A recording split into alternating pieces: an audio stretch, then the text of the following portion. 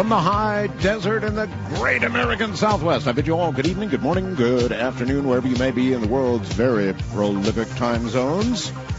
Covering them all, we do. This is Coast to Coast AM, and I'm Art Bell. This would be the weekend version.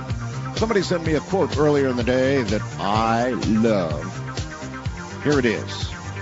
Life is not a journey to the grave with the intention of arriving safely in a pretty and well-preserved body, but is rather an opportunity to skid in broadside, thoroughly used up, totally worn out, and loudly proclaiming, "Wow, what a ride!"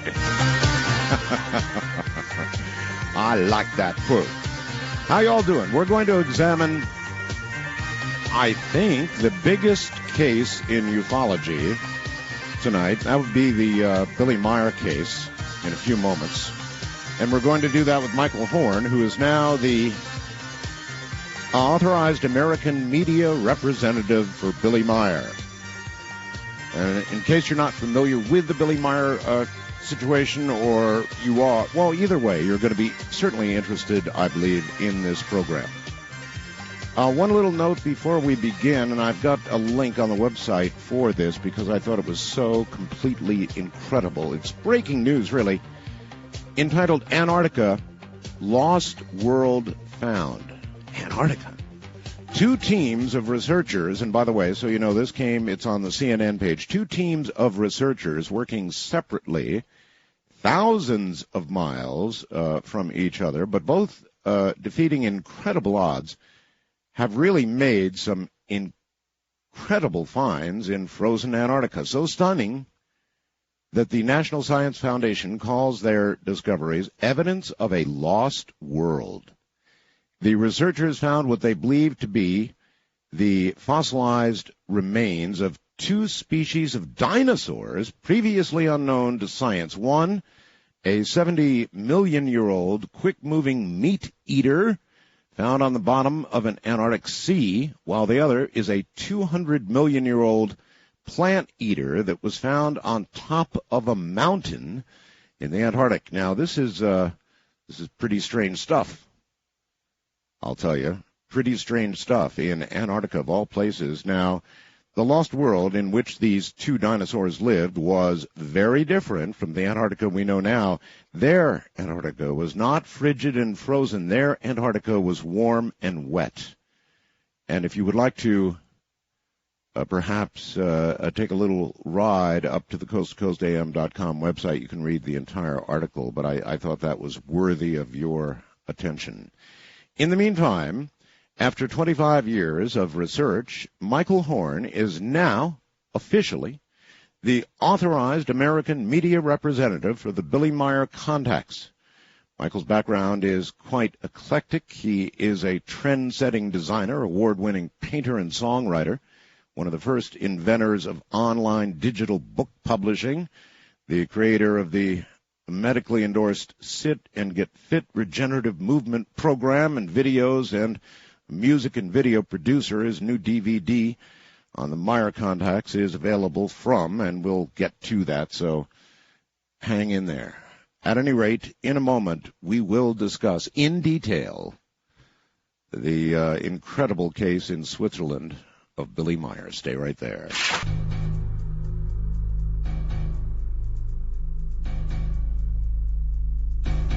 Of all the UFO cases in the world, in the history of the world, really, I think perhaps the Billy Meier case is the most famous, maybe one of the most contested, one of the most controversial, no question about it, in the world. Michael Horn, welcome to the program. Thank you, Art. A pleasure to be here. Hey, Michael, with a background like yours, which is kind of in, it's in the media for sure, but I mean songwriter, book publishing, regenerative sit and get fit movements, that kind of thing. How do you get from there to Billy Meier? I think I got from Billy Meier to some of those places. Well, what happened was in 1979, I had been living in L.A. for about 9 years. At that point, I went into a bookstore called the Bodhi Tree, and I saw the first coffee table-size picture book, if you will. It also had text, but mainly the beautiful pictures of the UFOs. And ever since I was a kid, I had dreams of lights in the sky and fascination with spaceships and that type of thing, like probably many other people. So when I saw the book, it resonated. It looked like it was real. Of course, I don't base my current position on how I felt simply looking at the pictures, but they were the most astounding photographs I'd ever seen of so-called UFOs. Mm-hmm. Yeah, the Billy Meier photographs, for those who have not seen them, are the most detailed, close-up, in many cases totally clear, not blurry shots of UFOs, alleged UFOs, I guess I ought to say, sure. In the world. As simple as that. They're very, very clear photographs. So now let's go back, and if you would, just for me, for everybody, Michael, tell us the story of Billy Meier. Who is Billy Meier? How did all this happen? When? Usual what, where, when? Sure. I'll try and give you the kind of condensed overview. Billy Meier is a Swiss man who claims that his voluntary and face-to-face contacts with extraterrestrial humans started when he was 5 years old. He and his father had allegedly seen a silver-type object fly overhead. This was in about 1942 or so. He asked his father what it was. His dad says, I don't know, but I think it may be a weapon that Hitler's developing, et cetera, et cetera. They were farmers, weren't they? They were always living in a very rural area, a small village, and to this day Meier lives in a small, very small rural environment in what's called the Schmidt-Route or Hinterschmidt-Route in Switzerland, outside of Zurich by perhaps 40 miles or more. And he then one day, having all of this great rural environment in which to grow up, he spent a lot of time in fields and forests, and one day he was outside in the forest, and he felt he said it was like a calling, like somebody calling to him. He heard it inside of his head, and so he followed it, and there was a pear-shaped craft with an elderly-looking man in what he said looked like a deep-sea diver's suit standing there. And as he tells it, he said he felt no fear. He felt that this was a kind person. He felt safe, and he went and walked up to the man, and that began these contacts where he was taken on board this craft with this man. Sometimes... Okay, you say this man. Whose name was Sfath. That may not help matters, but he was called Sfath. I believe that was spelled S-F-A-T-H. That's how it's kind of written and pronounced in the... All right, but a man. Mm-hmm. Yeah, not a little gray guy, a fully human-looking human being. It would pass for an elderly-looking European man.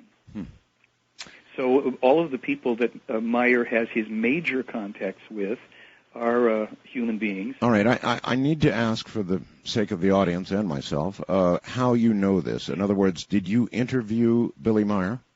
Well, I've spoken with Billy any number of times, but I think you've just brought up a really good point that I want to put out in the beginning here. There's two categories of information. One of them is speculative, meaning I can tell you the story as I know it. Yes. And the other part is I can tell you the facts as I've been able to determine them. And even so, you should, meaning anybody listening who would want to, take a good look at the material that's available and find out for yourself if it rings true. Do the same thing I did. Do the research, and we can talk more about how I did that. But that's a good caveat. I'm going to. Well, I would appreciate it if, as we go along, you would delineate between speculation and what you know to be fact. Absolutely. So what I'm going to tell you now is the story as it is written in the Meier material of Billy's contacts and how they progressed. This is not my experience. It's available. Anybody could read it and tell you the same story up to a certain point here. So Billy was allegedly then having these contacts with this human being, and they lasted for a couple of years. Meier didn't tell his own family. He didn't feel that he could really confide this, but he did tell a parish priest, a Father Zimmerman, who assured him for some reason this man felt like it was perfectly good that this was happening to Billy, and he should not be troubled by it, and that these were good people. Somehow this man, Zimmerman, may have, in his own way, either been a contactee in person or telepathically. That's the sense of this part of the story. You wouldn't think a priest would give advice of that sort? You would not at all, and that's why it is noted in the material that this was very unusual. And Billy took comfort in that as a boy because he did have then a kind of neighborly confidant to explain this to and to get encouragement from. And apparently what we are told is that this man, Svath, not only told Billy and taught him things in an oral tradition, but he put devices on his head that Billy said looked like different things that had wires he didn't understand, but they were apparently working on his brain and his thinking and inputting information into him. And again, this is the speculative part. So he's told that when he's about 7 years old that he has the thinking capacity of a 35-year-old man. Now, this was not something that made him, or these experiences didn't make him more adaptable and more comfortable in his own environment, in schools and what have you. As a matter of fact, from what the material is, I recall, and I haven't read this part for some time, but it caused him to be troubled and to be a bit of a misfit, and I think he even ended up in some kind of juvenile schools, and he's had an enormously varied and challenging life, and he's kind of done it all. French Foreign Legion, but none of it's been a bed of roses. It's all been extremely challenging conflicts brought on by these experiences, and and of course the derision and assault on his character and his person that has occurred ever since he went public with his story. Yes.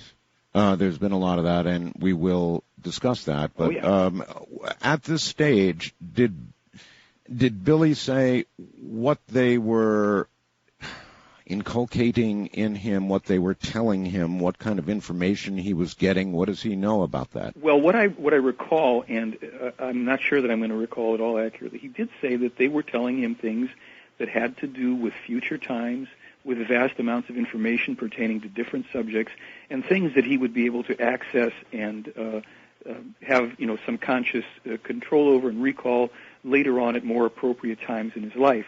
That this was kind of, maybe it's the equivalent of, downloading stuff into a computer for when you're ready to use it. But he said that, there would be things that would come to him when he needed to know them, and then also that they would, throughout their contacts with him, that they would help him, become aware of and adjust to things. And they said to him, even at an early age, that this was something that he had agreed to do on a certain level prior to his, coming into this life. And he knows that at these points, initially, these things didn't make much sense to him, but he was not threatened by these people. He felt very comfortable with them to the degree that they felt familiar. Okay, who are these people? Well, what we're told are that they are people who we now are told are called Plejaren, spelled Plejaren. Not Pleiadians. For the longest time, that's how we had come to know of these so-called extraterrestrials. When did you get that clarification? I believe Billy was in 1995 at the point that they were about to officially depart and close up the bases that they had on the planet. They told him that he could now reveal this discrepancy and why it was put in place. Okay, let's hear the real name again, please. Plejaren. Plejaren. Yeah, so the J is a Y or an I kind of a sound. Plejaren. The Pleiades would be also spelled with a J. And what they said was, yes, we come from a system in the direction of the Pleiades in an altered time-space configuration because the stars that you see in the skies, the Pleiades, cannot support life. These are young blue suns, etc. And anybody that claims on any level that they're in touch with so-called Pleiadians is hoaxing. So what they claim that they did here was this. They claim that they put this in motion using this term Pleiadians so that for those who would come after Billy, supposedly, and claim to be having contacts with Pleiadians and channeling Pleiadians and all of the rest of this stuff, that they would be self-identifying as hoaxers because there are no Pleiadians. So this is, another one of those little bumps in the road for those that want to take issue with it or think it's all, a bit of a confusing hodgepodge. But certainly we weren't hearing too much about Pleiadians before 1975 when Billy first started to... well, that's right. That's where it came from. And indeed it is. So these are the things, again, that are speculative and debatable, and I don't rest anything on them. There's a lot in the case that I couldn't prove at this point, to save my life. I don't know. There's things in here that I've disagreed with. There's things in here that I'm confounded by, I don't know. It's neither been proved nor disproved at this point, and so I say it's speculation. Why have you been named the official authorized American media representative for Billy? Well, what's up with that? Well, probably one of the reasons is I stepped up to the plate because I want to do this work. I had originally, in 79, I got the book, and I was, like everybody else that had that book, fascinated by the photos. In 1986, I was sitting in a little cafe in Sedona, Arizona, with my daughter and a friend. I think it's called the Sunflower Cafe, or it was. We were waiting for our alfalfa, sandwiches with sprouts, like everybody was in the New Age. And there was one other guy in the place, and he's sitting back there. So we started to chat with him, and he was a retired IRS agent. And, of course, the talk went in the direction of UFOs and all. And Billy Meier case came up, and he said, well, have you read the contact reports? And I said, what's that? And he says, well, that's all those conversations. In the picture book? I said, yeah. He says, those quotes in the side panels from these extraterrestrials? I said, yeah. He says, well, there's 2,000 pages of that. So I said, well, where do I get it? He said, well, when you come back to L.A., come on up to, Decker Canyon, I think it's called, and I'll give it to you. I came back. I called him. He was true to his word. He gave me all this material. And for weeks on end, I was up reading it, fascinated. And it took a long time also because it was kind of strange, backwards English from Swiss German. Yes. And what was exciting about it was that there were all of these pieces of information being conversationally conveyed. And what we were missing in these contact reports was this, what I call hokey thing of, we're the space brothers and we bring you love and light. And yes. They never spoke that way. And interestingly enough, in reading of the several thousand pages I've read of the Meier, let me stop you and ask you, how, if they didn't speak that way, how did they speak? They spoke logically and precisely. It wasn't without warmth. They greeted each other with friendliness. For the longest time, there wasn't much of a sense of humor present in it. Billy exhibited his own humor, and they didn't quite get it for the longest time, quite literally. But they spoke directly, and what I was going to say is the only time I ever saw in print any of these ETs use the two words "I believe." There was one occasion I can remember when the man that is supposedly a leader of their race, who's called Ptah, same name as the ancient Egyptian god, he said to Billy, I believe the person you're thinking of is named such and such.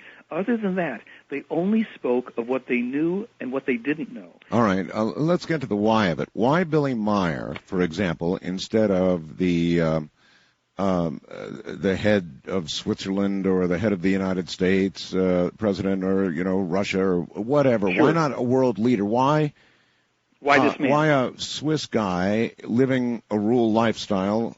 Why him? Well, there's actually a host of reasons, but let me say that in addition to Billy, there were 5 other people who were selected as potentially being able to do this quote-unquote mission. They either declined or died or killed in car accidents or what have you. There were a total of 6 people. Meier was one and probably the main candidate. And the reason, and I'm just going to tell it, again, this is going to be speculative, so for anybody who wants to scratch their head around this point. These people have conveyed in the material that reincarnation is a fact of life. I like to say there's a bumper sticker that would say, reincarnation, don't worry about dying, you'll live through it. So they kind of hold this philosophy, we live millions of times. We have no recall, for the most part, of any of these experiences. And what we do is come back time and time and time again to evolve, to learn new lessons.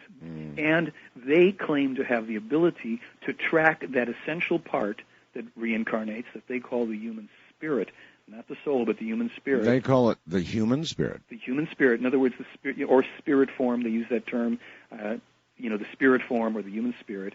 That's the individually unique essence of every human living every and anywhere on Earth or anywhere in this universe. Same thing a priest would say. Could be, except they might call it the soul. But they claim that the soul is a different thing. It's located in the solar plexus. They say this is akin to the psyche, and there may be very distinct differences in their cosmology between the soul and the spirit. The soul does not survive the dying process, but the spirit does. This is, again, according to them. So this isn't to pass on, create a new belief system here. This is information. It's speculative. But you know what? It would tend to create a new belief system. I mean, if people, in fact, I've actually heard that at the Meier farm or compound or whatever it is called these days, there's almost a cult-like, atmosphere surrounding Billy. In my 3, visits there so far yearly, I have not only not observed it as a cult-like following around him, I've had the pleasure and privilege of watching them fight with each other and yell and be very human and go about their business, quite literally. I don't mean physically fight, but... when you say fight with each other, do you mean the Meier family or the Meier following? I mean, Meier argues with people, and they argue with him. The people there are, how can I put it, these are European people, Swiss, rural for the most part, very down-to-earth people. They don't have much pretense. Yes, but still, there is a rather large group that follows Meier, isn't there? Not really. No. There's not. No, I'll tell you more. I mean, in terms of the actual numbers of the core group around him, and they don't all... so there is a core group around him. That's what I'm getting at. Meaning that there's 49 people that are affiliated as people who study the teachings and the case and are associated with each other. They don't all live together or anything like that. All right, Michael, hold tight. So it's not some big commune. There's a lot of rumors that were out there about Meier and the whole thing. From the high desert in the middle of the night with a full moon hanging right over all of us, this is Coast to Coast AM. Don't touch that dial. Out on the street, I was talking to a man. He said there's so much, but there's nothing mine that I don't understand. You shouldn't worry, I said that.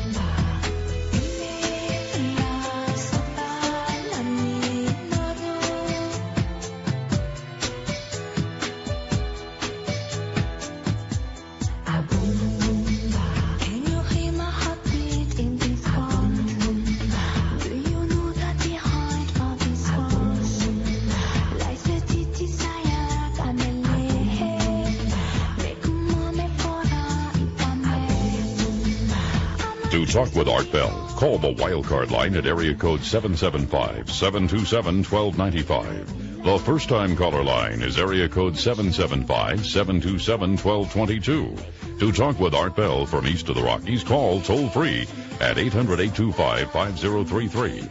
From west of the Rockies, call Art at 800-618-8255.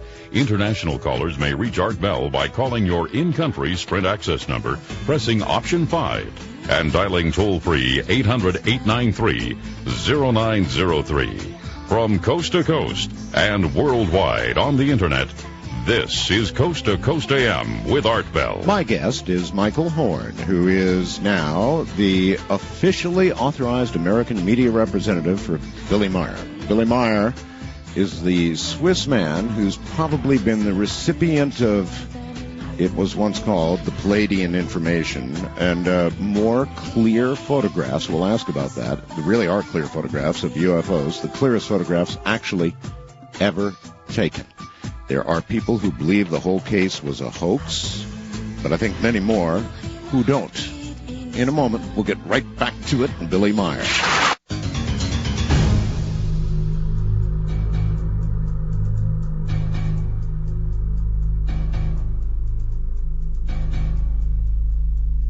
Once again, Michael Horn for Billy Meier, actually. Michael, what is the best proof offered that Billy Meier and the UFOs, Billy Meier's real, but the UFOs really exist? I mean, was there any, of course there are the photographs. How many in totality?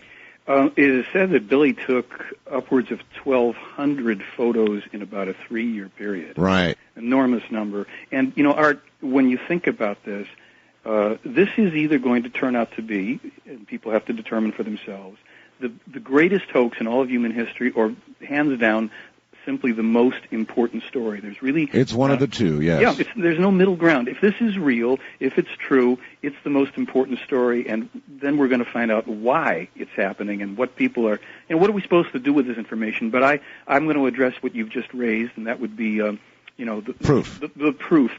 So let's start with the idea that there's about, I think, 5 categories of physical evidence. All right. And the 5 categories would be photographs, films, a video that we know of one video, sound recordings that were made on a cassette machine, and also a number of metal alloy samples, little squiggles of metal that Meier claims were given to him by the ETs.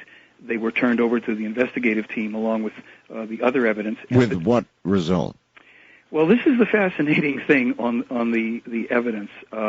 And what I should do is just back it up a little bit and say that Meier's evidence and the process around it is unique because it was actually examined by a good number of scientific experts in a variety of fields.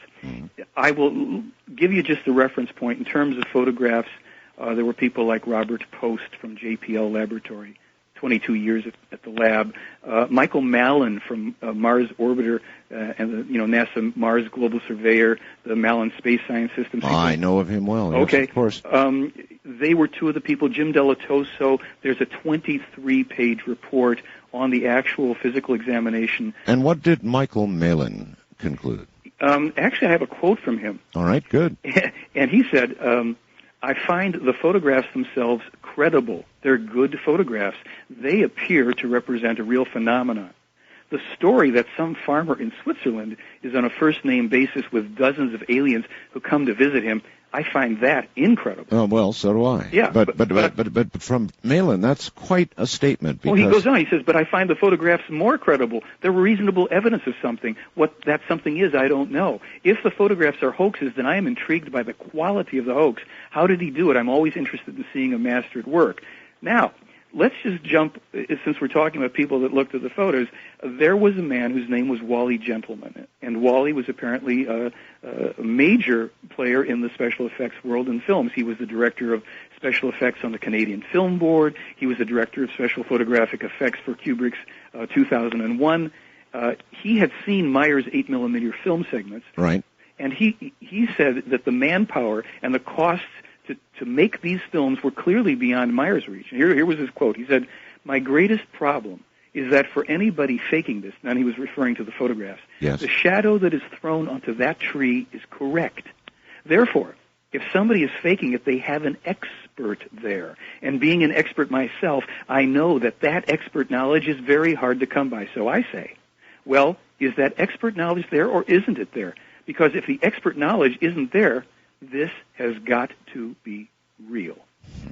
Now, that's just... Well, that's still a hell of a statement from Malin. That's surprising. Well, no, this was Wally Gentleman. I understand. I'm still stuck back on Malin's statement. Yeah. Yes. Well, now look, Robert Post, he said from a photography standpoint, you couldn't see anything that was fake about the Meier photos. That's what struck me. They looked like legitimate photographs. I thought, God, if this is real, this is going to be really something. Now, he was with the JPL Photo Lab for 22 years. He was the head of that lab in 1979. He oversaw the developing and printing of every photograph that came out of JPL at the time. Now, we'll get into this with skeptics and all, but when you have these... Well, I'll give you one right now. Okay. A skeptic, somebody from FNet, I think that's... Crosshatch Art Bell up there on the net, Fargo, North Dakota, says his ex-wife has come out to denounce him as a fraud. Okay, yes, of course. The evidence is overwhelming that the whole Billy Meier story is unquestionably, absolutely, completely, and totally 100% bogus. Case closed. Right. Well, let's visit the story of the ex-wife. All right, let's. And let's go back to the original investigation when Wendell Stevens, Lee Elders, and Britt Elders, and Tom Welch and other people went over to Switzerland, and they actually spent a total of 6 years investigating the case. They interviewed, I believe it was 15 or 16 people, including Meier and his wife, and they put these 15 or 16 people separately through lie detector tests. During this process, all of the people came out as truthful. Mm-hmm. The questions involved, did Mr. Meier see spaceships? Had anybody else there seen the spaceships? Mrs. Meier passed the lie detector test saying she'd seen them. And all right, well then, what happened? Well, I mean, you know what? Here's the beauty of the Meier case. It conforms to one of my dearly held axioms or principles about life. Wherever human beings are involved, things can and will get screwed up. Yeah. So Meier is a human being, and his wife's a human being. After 30 years of marriage or whatever it was, they are fighting with each other, and they got divorced. And a lot of this is in the contact reports. I mean, you would hear about all this stuff. You could read about it. She's had no sense of privacy left. The world is traipsing through her living room, literally. Her family is, she's trying to raise a family. Well, I'm sure all of that is true. But did she... Then she came out afterwards, after they separated, divorced, and said, "Oh, it's all a fake. He faked it." Unfortunately for her, there's a recording and a video of her talking about the ships and the reality of the whole case prior to that. So what we have to say here is, I don't rest the proof of the case on simply what Billy Meier says or the ex-Mrs. Meier says. There are higher standards, but I want to present that so the people can look at this. I give you a couple photographic experts. Let's just for a second go to this, and then maybe the guy who's knows that this case is a big hoax, maybe he'll have an answer for this, and maybe also what he'll do is attempt to do what the professional skeptics have attempted and failed to do after 3 years, and that's to duplicate any of the evidence. So let me quote a little bit here. I told you that metal samples had been turned over to Marcel Vogel at IBM. Correct, yes. Okay. A little background. At the time, he had been a research chemist for IBM. He'd been there 22 years. He held 32 patents himself. He'd invented the magnetic disk coding memory system that apparently up until recently, if not still currently, is used in the IBM disk memories. He was a specialist in the conversion of energy inside crystals. All right. Okay. Having said all that, he's obviously an expert. What did he find? All right. Well, he turns on his $250,000 scanning electron microscope. He turns on the video camera, and he starts to apply a probe, a stainless steel probe, to this metal sample. Now, I'll quote him. "When I touched the oxide with a stainless steel probe, red streaks appeared, and the oxide coating disappeared. Oh. I just touched the metal like that, and it started to deoxidize. Where are you getting this quote from? This was written by, not written by, but in Gary Kinder's book, Light Years. He published a letter called An Open Letter to the UFO Community, where he had quoted a number of these experts that he personally interviewed, and he sent all the interviews to them for approval before they were published. So nobody's come back and said I didn't say All right, so that's pretty remarkable. Well, that's he just the touched beginning. it. Yeah, continue, please. Okay. The oxide disappears. Yeah, he says it started to deoxidize and become a pure metal. I have never seen a phenomenon like that before. Then he's talking about another metal sample that contained nearly every element in the periodic table, and he says each pure element was bonded to each of the others, yet somehow retained its own identity. At 500 power magnification, thulium was revealed. And he says thulium exists only in minute amounts. It's exceedingly expensive, far beyond platinum, and rare to come by. Someone would have to have an extensive metallurgical knowledge even to be aware of a composition of this type. At 1600 power, Vogel says, a whole new world appears in the specimen. There's structures within structures, very unusual. At 2500 power, he found that the metal sample was metal, but at the same time, it's crystal. And so he summarizes his findings. And this, of course, is maybe an hour-long analysis. He says, with any technology that I know of, we could not achieve this on this planet. And I think that it is important that those of us who are in the scientific world sit down and do some serious study on these things instead of putting it off as people's imagination. He also said... I must admit, that is impressive. It's dynamite. Plus, he said he brought in a metallurgist friend of his and showed him the samples, and the guy said, hey, I don't know how this could be put together. Now, there's another very high-level scientist whose name is David Froning, and he had been with McDonnell Douglas for 25 years as an astronautical engineer in highly classified military defense. In '79, he became interested in Meier's accounts of the Plejaren starship systems, which mentioned tachyon propulsion. And Froning found that Meier's account of tachyon propulsion, which was at the time only beginning to be discussed by a very small and select group of theoretical physicists, that the calculations for above light speed that Meier published were amazing. There's a whole thing here in the piece by our friend Gary Kinder, and what David Froning is saying is that let me see if I can just find a thing here where he says that my colleagues and I may have made breakthroughs in our understanding of possibilities and ways for traveling faster than light from Billy Meier's accounts of his encounters with the Plejarens. Now, that's from a guy who publishes high-level papers on quantum ramjet performance and quantum interstellar ramjet stuff that I have no conception of whatsoever. And the calculations that Meier had, here he says, Meier said that the elapsed time during a hyperspace jump took only several seconds. Thus, trip time between the Pleiades star cluster and Earth with Froning's slower than light quantum ramjet drive plus a hypothetical tachyon drive would be 8.6 hours, which was within 20% of the Plejaren trip time reported by Meier. But while Froning's calculations were based on many arbitrary assumptions, and they didn't prove or disprove the truthfulness of Meier's account because it was a theoretical system that he was working on, only time's going to tell which of them were right. But he was startled by the computations being within 20%. That is remarkable. Listen, a number of skeptics have tried to duplicate the Meier evidence, right? Yes. And what do you know about that? I know what plenty efforts have been made, and how much success? Oh, yes. Well, this is like been my pet project for a little while here. 3 years ago, I took a reel of the Meier films that were on video and that lovely picture book that many of us have, and I went over to visit some fine fellows at a place called CFI West, Center for Inquiry West. And Center for Inquiry is an international professional skeptics organization.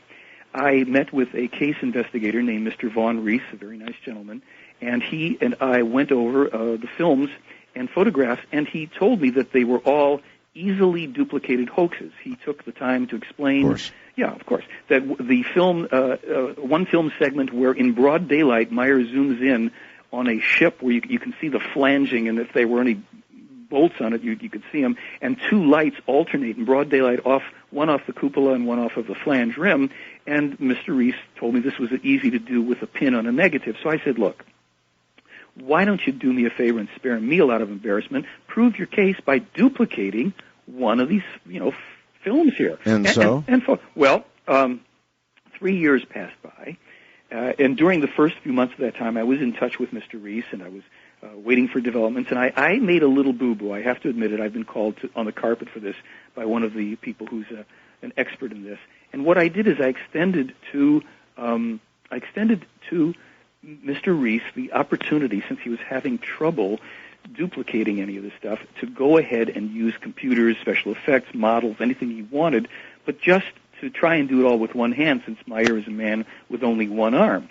Well, I then published an article where I simply said, Professional Skeptics Group proves UFOs are real, because they had failed after 3 years to submit any evidence. Mm. This was picked up and written about in the national tabloid called The Sun. And The Sun, I'm not a man who would usually quote a tabloid, but they did probably the cleanest report on this without sensationalizing. They didn't have President Bush meeting with little gray guys up on Meier's farm. And they concurred that based on the evidence and the photos and the obviousness, that these skeptics had failed to make the case. So suddenly, they did send me a notice that they had now posted 6 photographs next to some of Meier's photographs to compare.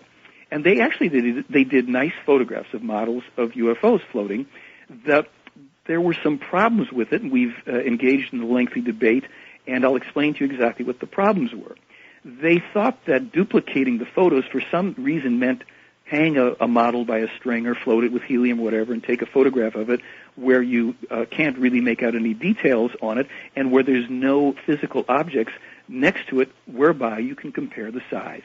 Now, this is extremely important. Because that would not be consistent with the Meier photographs. Because in the Meier photographs, you've got a lot of trees and mountains and reference points for the photographs with Meier. Exactly. Plus, you've got multiple UFOs. You have sequence shots where the ships move across the sky, maybe 3 or 4 ships, and then they're in, each shot. Look, folks, there's no question about this. The photographic evidence in the Meier case is the most impressive, detailed, sharp, clear, all of that, and then with Malin's statement.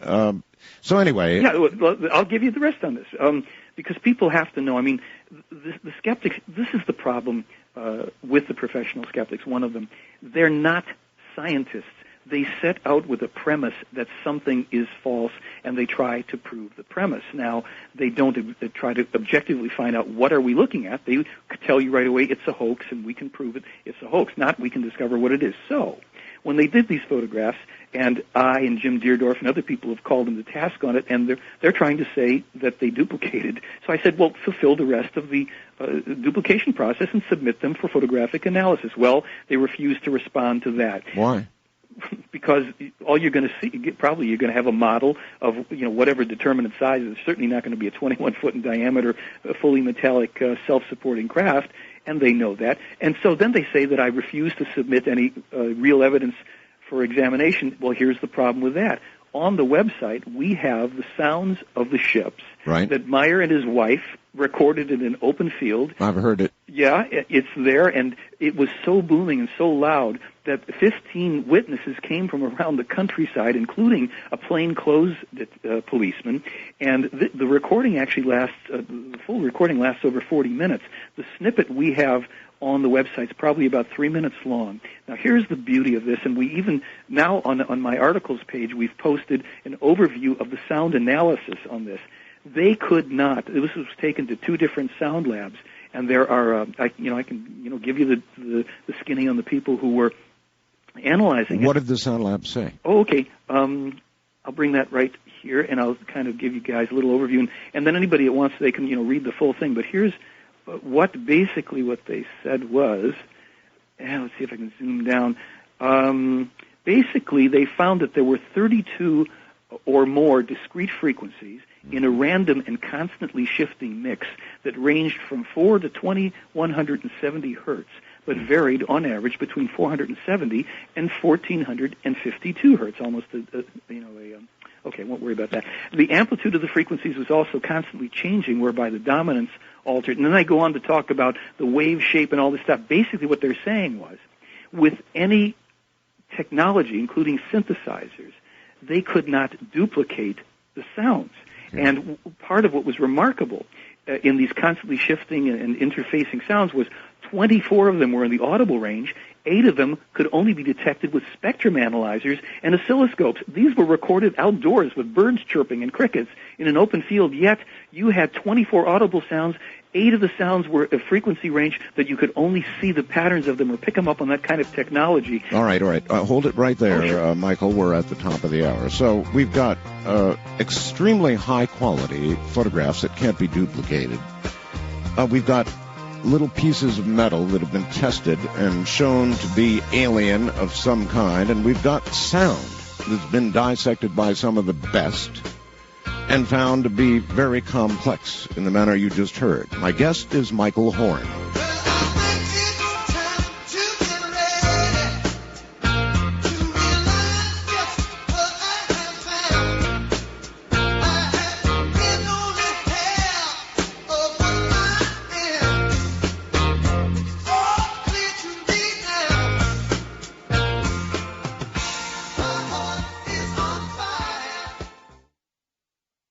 Can some people...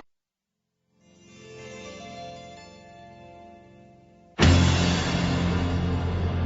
it sight, sound, smell or touch, there's something inside that we need so much. The sight of a touch or the scent of a sound or the strength of an oak with roots deep in the ground. The wonder of flowers to be covered and then to burst up through tarmac to the sun again. Or to fly to the sun without burning a wing, to lie in a meadow and hear the grass sing, to have all these things in our memories stored, and to use them to help us to find.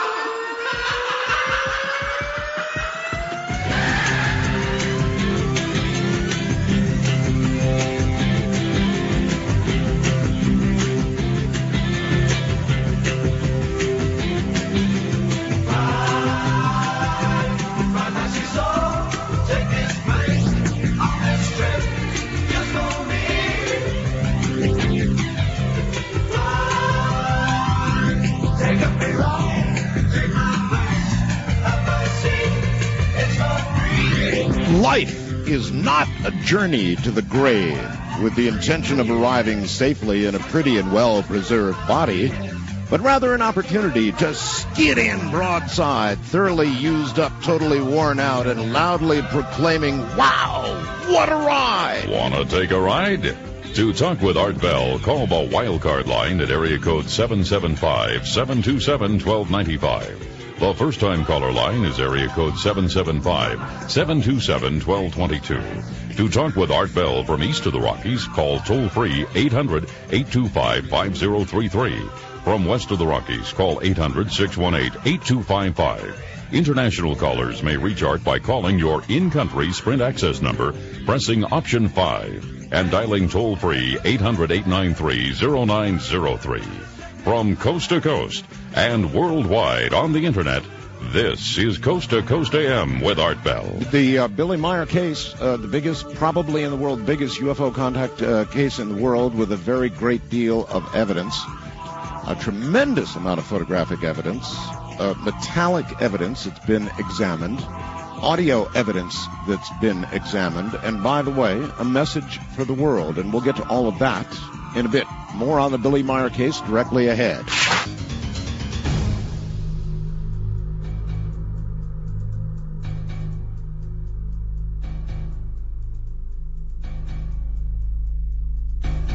Well, I'm just a talk show host, but it doesn't seem to me that a little Swiss fellow living in a rural community could put together a hoax of the quality that would draw quotes from people like Malin on the photographs, scientists on the metallic pieces that were given, and the audio recordings and all the rest of it. I just, sitting here, it just doesn't seem very probable unless somebody with a great deal of knowledge chose Billy Meier in league with him in this hoax. It just doesn't seem like Billy Meier would be capable of pulling this off. What do you think, Michael? Well, I'd agree with you, especially the joke here, if you will, is he's done it all with the proverbial one arm not tied behind his back, but one arm missing. I'd like to just... How did he lose his arm, by the way? Well, okay, he was told 10 years before he was going to lose it by the Plejaren that he would lose his arm. There was nothing they could do about it, and it was just one of those things that was going to happen. He should prepare himself for it. So in the myriad of occupations he's had in various places throughout Europe and the Middle East, he was a bus driver in Turkey on a narrow street, and he had his arm hanging out the window, and that would do it.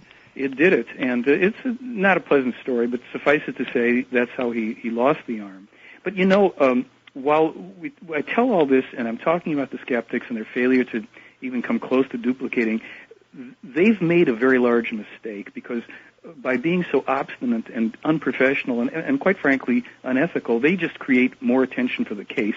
And ultimately, both CFI West and the amazing Randy are going to have to pay, if they're honorable people, they're going to have to pay the money they claim to have put up for the challenge. But Randy recently sent an email. He's now withdrawing from the argument. He's letting other people do it. So there's really a reason for all this. And before we get on to it, I wanted to take one more moment, if I could, on the sound evidence, because there is something here so that anybody that's sitting out there, and I've gotten a few emails here I'm watching, and some are, this is nonsense, and I'm thinking, well, that's a great argument, but how do you address it? Now, here's the thing. In the sound analysis that Wendell Stevens had done, here's the following. Jim Delatoso, the research consultant, takes samples of the noise on these tapes to men named Peter Gimmer and Rick Copeland of Meier in San Francisco. They performed tests in the audible range from 20 hertz to 2,000 hertz. Okay. They found 24 characteristic frequencies within the audible range and 8 outside of it. All 32 frequencies concurrently at different amplitudes and volumes. All 32 tones are somehow produced simultaneously. In a time matrix, the amplitude of some frequencies increases while that of others decrease. Mm-hmm. It was observed that the amplitude periodically increased by about 50 decibels and then decreased by about 40. At other times, it was just the opposite, which produced the characteristic beat that was audible. Other normal sounds were audible on the recording, but there were no sounds of a tone-on-tone tape dubbing. All frequencies were clear and stable, and they were regularly lined up along the frequency scale. So then they take a portion of the recordings and they give them to another guy, Robin Shellman, an undersea sound technician. He studied them with a spectrum analyzer that was built by Spectrodynamics in San Diego. Now we're dealing with a one-armed farmer here and a cassette tape recorder. Yeah. Okay. What he found that the sounds must have been produced by a rotating device. And the high-speed device produced a sound that began at 520 hertz and increased in steps up to 990 hertz, only to decrease. They go on with this whole thing about the sounds, how they reappear, they disappear, they're very strong. Okay, well, that's very interesting. And they conclude that it must have been produced by a rotating device. Rotating, and then the thing is, they say that the there's so much into this. Our people can read this on the website. By the way, some are having a hard time finding the audio that you're talking about. Oh, okay. I would assume some of the photographs. Do you have some? Yeah, we've got all that stuff. All there. right, they're at www.theyfly.com, correct? Right. All right, we've got a link to the website on that, but just in case, and for some reason you can't get to it, that's it. www.theyfly.com. Now, it's possible, I'm trying to bring up the website, whenever anybody goes on the We air. may have another notch. We have a great, I'm sorry, we took your website down. Oh, boy. All the time. It does happen a lot.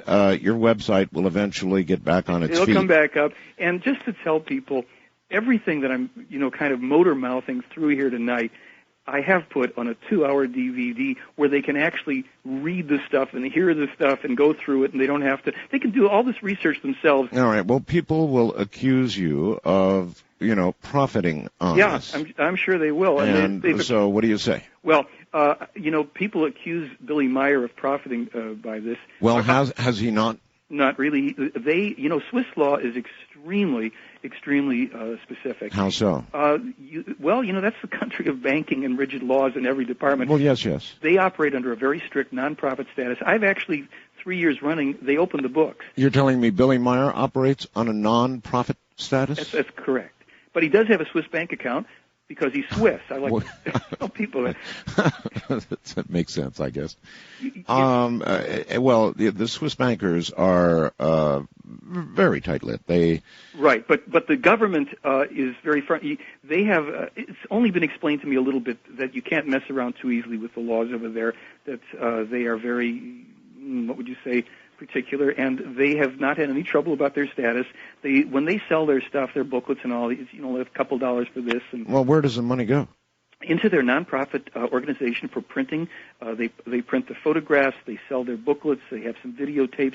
They do charity work in different countries. Fair enough. How does Billy Meier stay alive? How does he make his living? I don't know totally.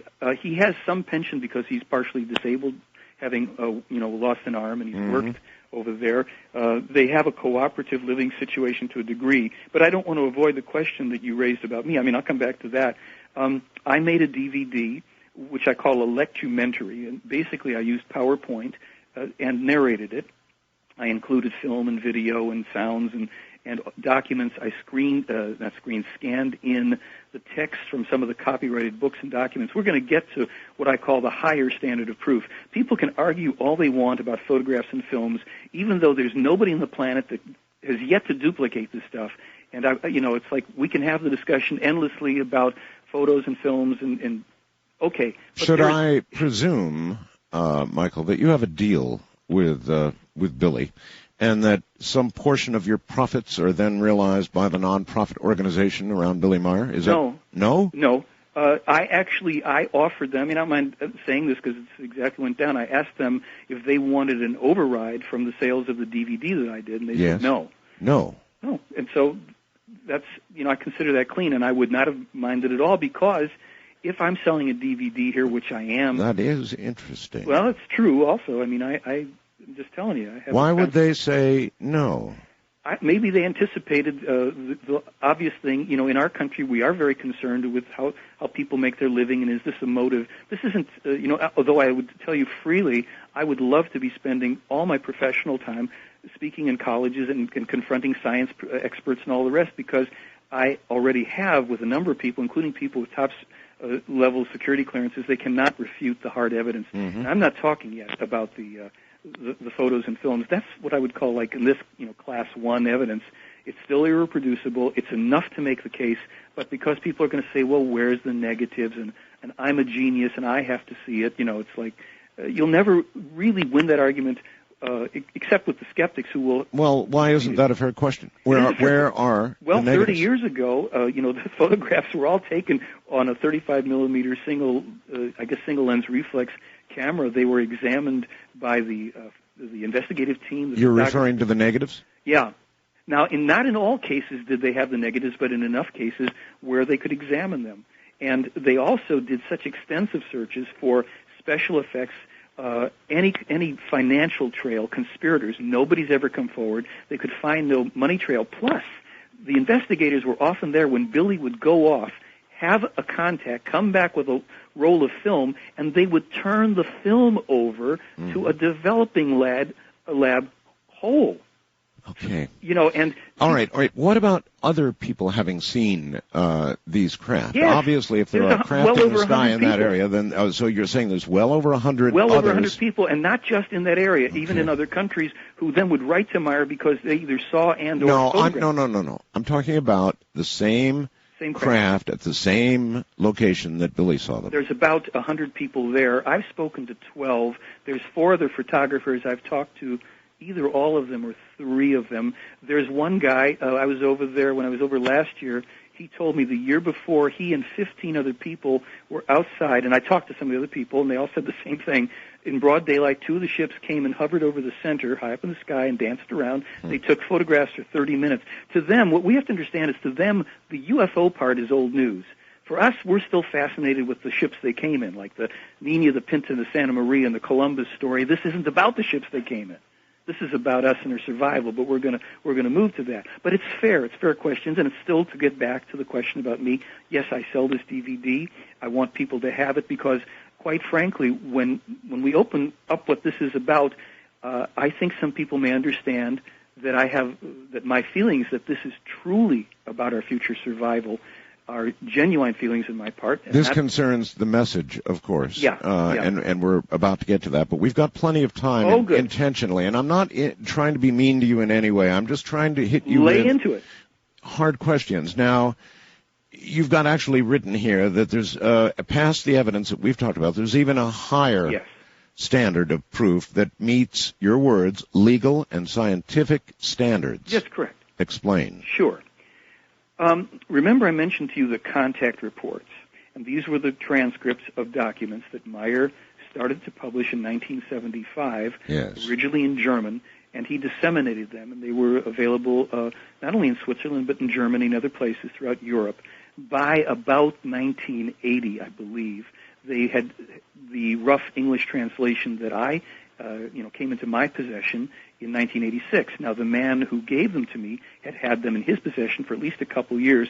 So the likelihood that it's true that by about 1980 or 81 the English translations were available, it holds water. Now, let's look at exactly what you've asked me. In these documents, I also said to you that there was very interesting information.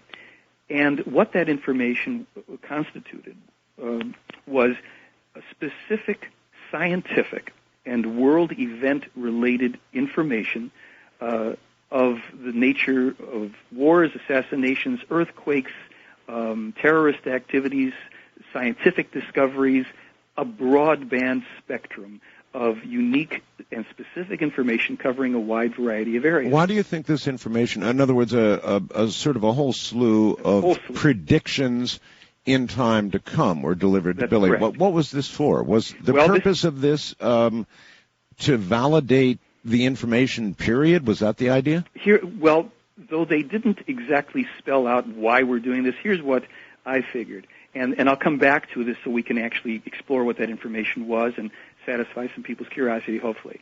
What was occurring was this.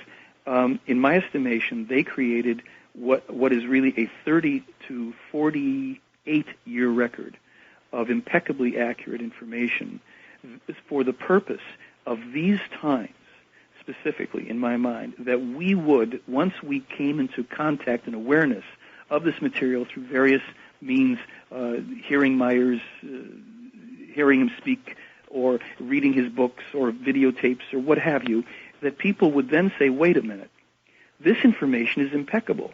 It's accurate. And I'll get to the idea of the random error theory in a moment. Well, I guess, again, I'm asking, Why? do you think the information was delivered so that over time the record and history would reflect the accuracy Yes. of the predictions and underscore all the rest of the story? Yes, exactly. And in underscoring the rest of the story, it would give us good reason. All right, these predictions were made in what year or through what year? All right, I'm going to give you that. Let me just finish this one thought. They would give us good reason not to swallow the story whole, but to seriously Yes. consider what they were going to tell us about now and what's coming out. Sure, it's clear. If the record, the hits are there, boom, boom, boom, boom, then yes, you can. Okay, so when were these predictions delivered to Billy? Starting in 1956. 1956. And this Meier was told that there was a connection between atomic bomb tests and the ozone damage.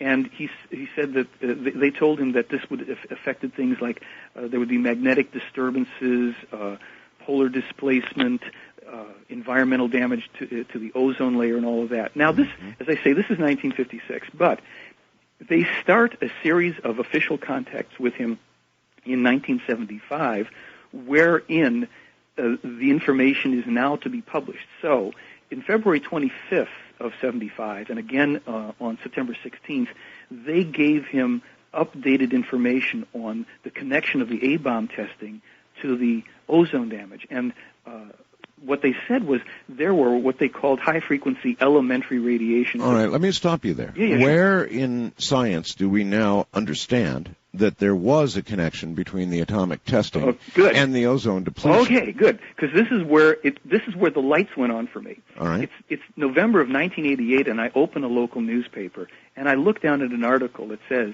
Lawrence Livermore National Laboratories announces atom bomb testing tied to ozone depletion. And it goes on. Really? Yes, it's a new discovery. And they even tell the percentage of the damage, which was within 1% of what Meier was told. Do you actually have that article? Yeah, I even put it on the DVD. I scanned it in. All right, read me a little of that article. Well, okay, I'll have to bring up my PowerPoint while I do that. Well, I don't care. All right, so November of 1988. You'll have to bear with me on this because I have to find that and the article, I'm sorry, was by... The article was in a newspaper here. I'm talking while I'm trying to bring up PowerPoint. Bear with me, and I will... Yeah, I'm bearing. But what publication do you recall? That was... Let me see where that was. Oh, goodness. That was in... Oh, golly. When I get the PowerPoint up, I'll be able to tell you right away where that is. So bear with me, and hopefully I've got it on here. I opened other articles. So but I just hadn't heard a lot of connection between atomic bomb testing and depletion of the ozone or the ozone hole or whatever. Oh, yeah, there's a lot to come here, and hopefully I'm on to it with all of this stuff. While I'm looking to bring this up, let me tell you this. When Meier was going through all of this, information. Here we go. Let me see if I can read it. It was in the Outlook, Tuesday, November 29th, 1988. I'm reading off my little screen here. Yes. Atmospheric testing of nuclear bombs during the late 1950s and early 60s apparently shredded parts of the Earth's protective ozone layer, causing as much as a 5% loss of ozone over the central United States, according to recent analyses at Lawrence Livermore National Laboratory near Oakland.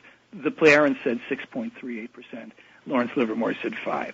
Researchers think the huge fireballs from explosions hurled destructive chemicals into the upper atmosphere, where a misty layer of ozone shields the planet from lethal doses of ultraviolet solar radiation. The damage was even greater in the Arctic regions, where as much as 12% of the ozone layer reportedly vanished. The U.S. Environmental Protection Agency has estimated that a 1% reduction in the ozone shield could mean as many as 43,000 additional skin cancers, etc. All right. Hold that thought. Sure. Lawrence Livermore, that's pretty impressive. In November of 88, delivered in 1956. Well, I didn't know about the prediction, and I absolutely didn't know about Lawrence Livermore having said that.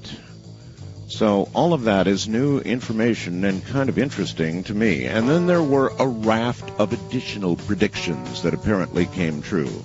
all designed to underscore the fact that it really happened to Billy Meier, but more importantly, I guess, that the message that the Plejarians gave was real.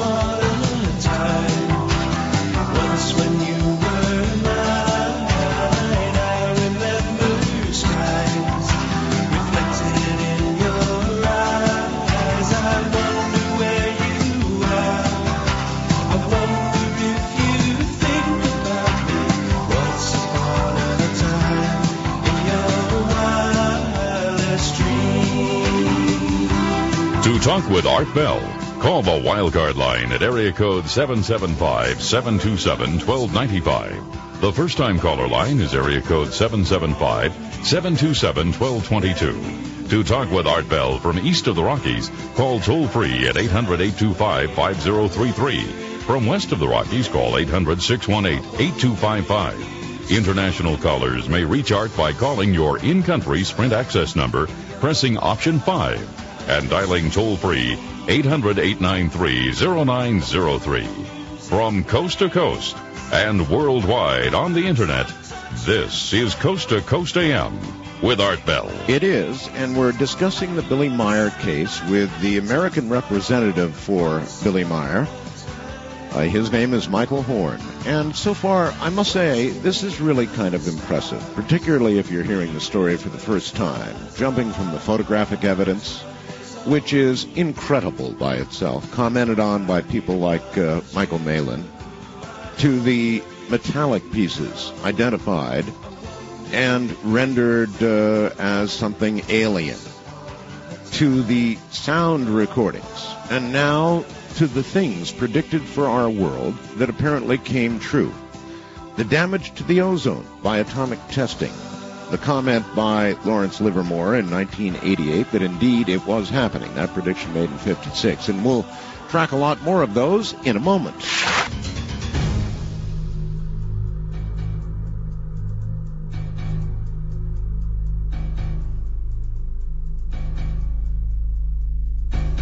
Well, all right.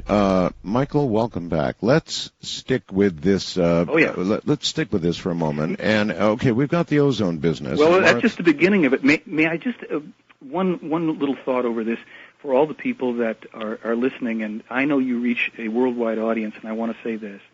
I want to lay out, as you're inviting me to do, all of this evidence, and there's a bottom line. We're going to get to it, as you say, later on. We have a unique opportunity in the United States and in this world to make the kind of a difference that is critical to our world that nobody's had before. And I'm going to get into that later. First, let me try to satisfy the inquisitive minds and the critical minds, and, that we should all be looking at this critically. Here we go.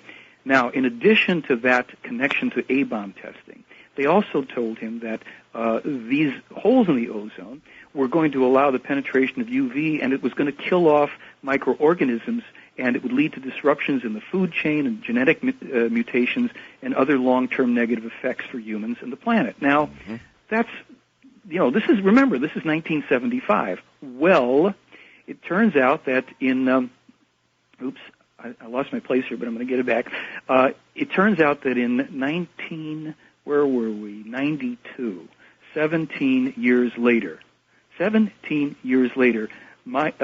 an article that appears, and it actually appeared in the LA Times. I'm going to bring that up here. You're having a lot of trouble bringing things up. Yeah, it's because I've got so much stuff in front of me with all this. I want to make sure that that you get it right. Yeah, because people are going to, be saying, well... People are just waiting to jump on any misstatement you make, Yep. anything at all. Well, here we go. I got it, and I think we'll be able to control it from here on out. All right, ozone, this is written by Joel Greenberg, the science editor at the LA Times, and it says, ozone hole damages food chain. Now, this is 1992, 17 years later. The expanding hole in the ozone layer above the South Pole is significantly reducing the growth of phytoplankton, minute floating plants that form the foundation of the Antarctic food chain. Researchers reported last week, 17 years after Meier was told this. The effect is the first direct evidence that the abnormally high levels of ultraviolet light coming through the ozone hole is having an impact on Antarctic populations, said geographer Raymond C. Smith of UC Santa Barbara, who headed the team. And it goes on to just elaborate on this. Okay, so let's go to something else. Now, this one I can't bring up. I can just tell you, they also said to him that bromine gases, this is at the same time in 75, bromine gases were another contributing factor to the ozone damage, that they were used in agriculture and wood preservation and fumigation. And this one I can't bring up because it was in 1991. I'm listening to National Public Radio, and they had an announcement about the connection between bromine gases and the destruction of the ozone. Now, in 1976, 1 year later, Meier is told that the extraction of petroleum and natural gas from the earth, as well as the damming of waters and construction of huge cities, were contributing factors to increased earthquake and volcanic activity and to another problem that we would be having. Okay, so I think we have an article on that, and bear with me. I can tell you that...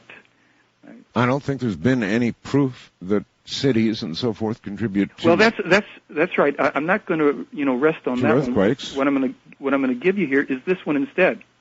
This is in the Good Life Independent Journal newspaper, which was the week of June 21st to 27th, 1990. Here's the headline: Earthquakes, Oil Interact.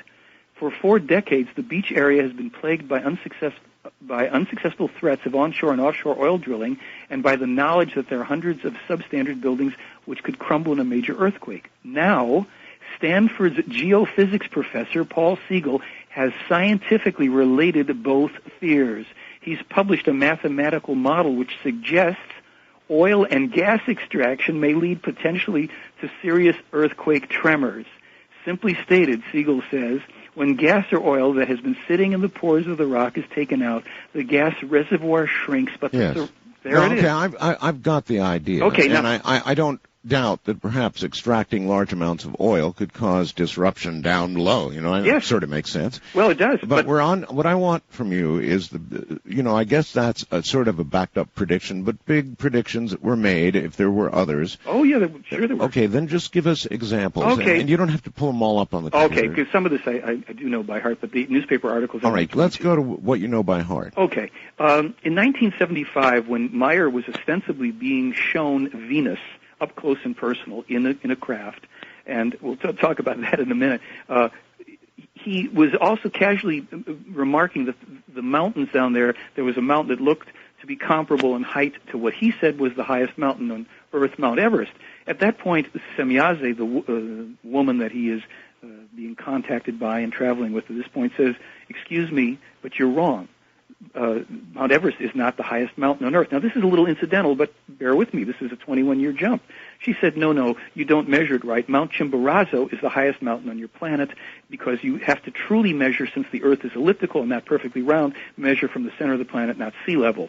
Okay, 21 years later, in the 1996 issue of Earth magazine, they reported that now scientists have confirmed that Mount Chimborazo is the highest mountain on Earth.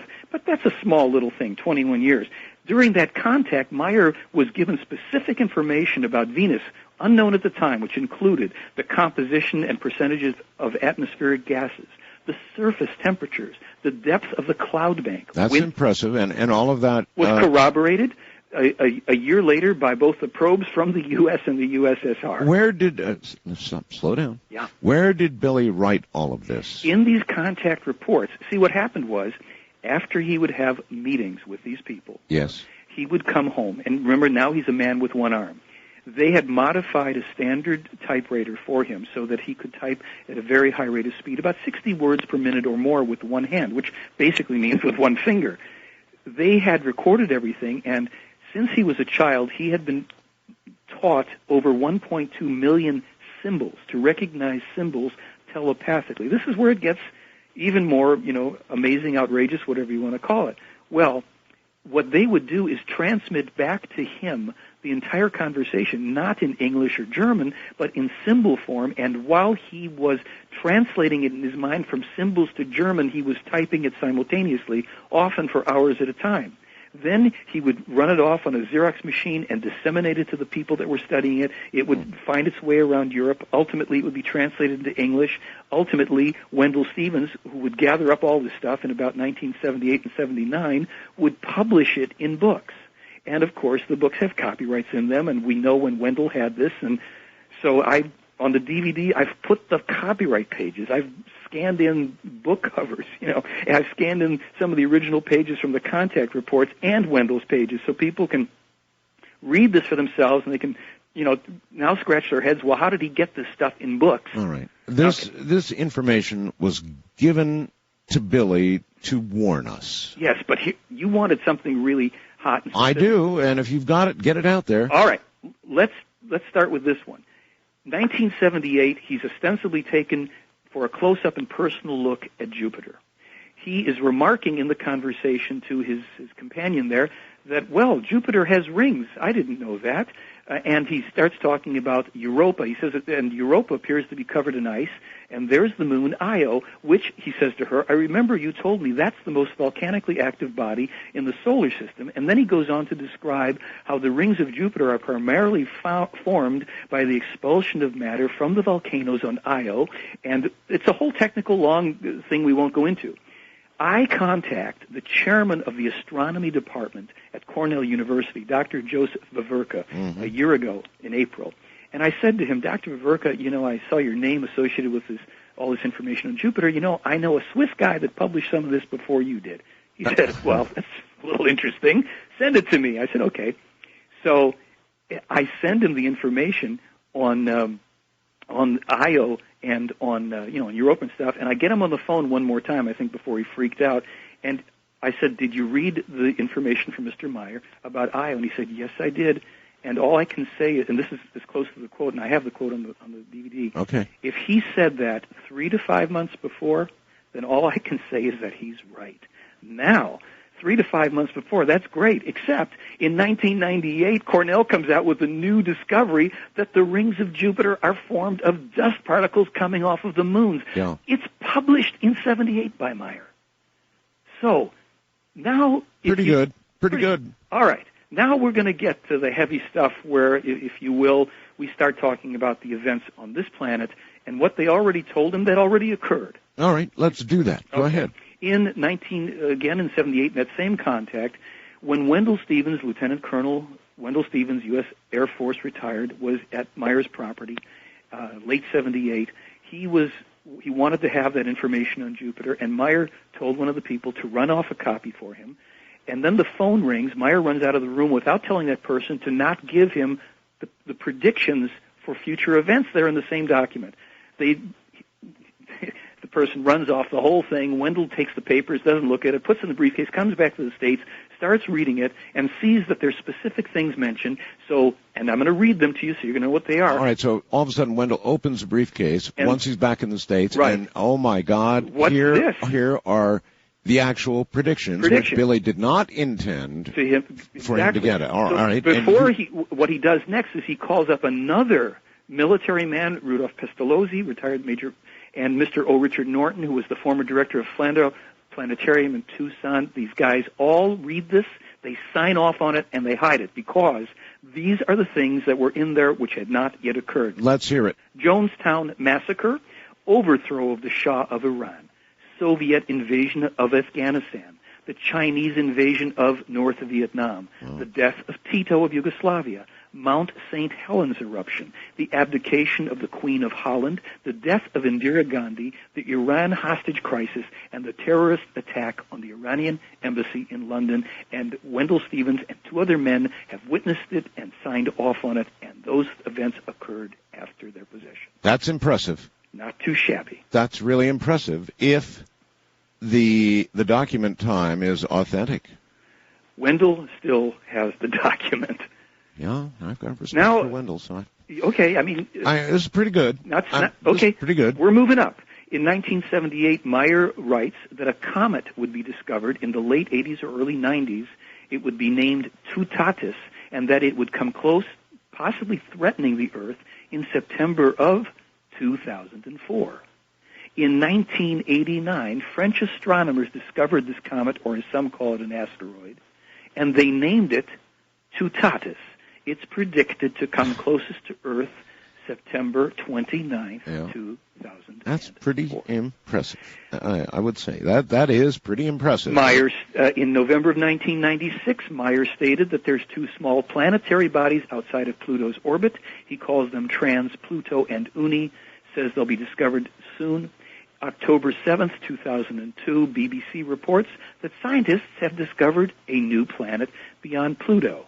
In 1981, Meier discussed information with one of the ETs concerning the 29 actual moons of Saturn. At the time he's discussing this information, he's only aware of about 12 of them. He's informed that there are actually more, maybe 15 or 16, but that the total number is, in actuality, 29.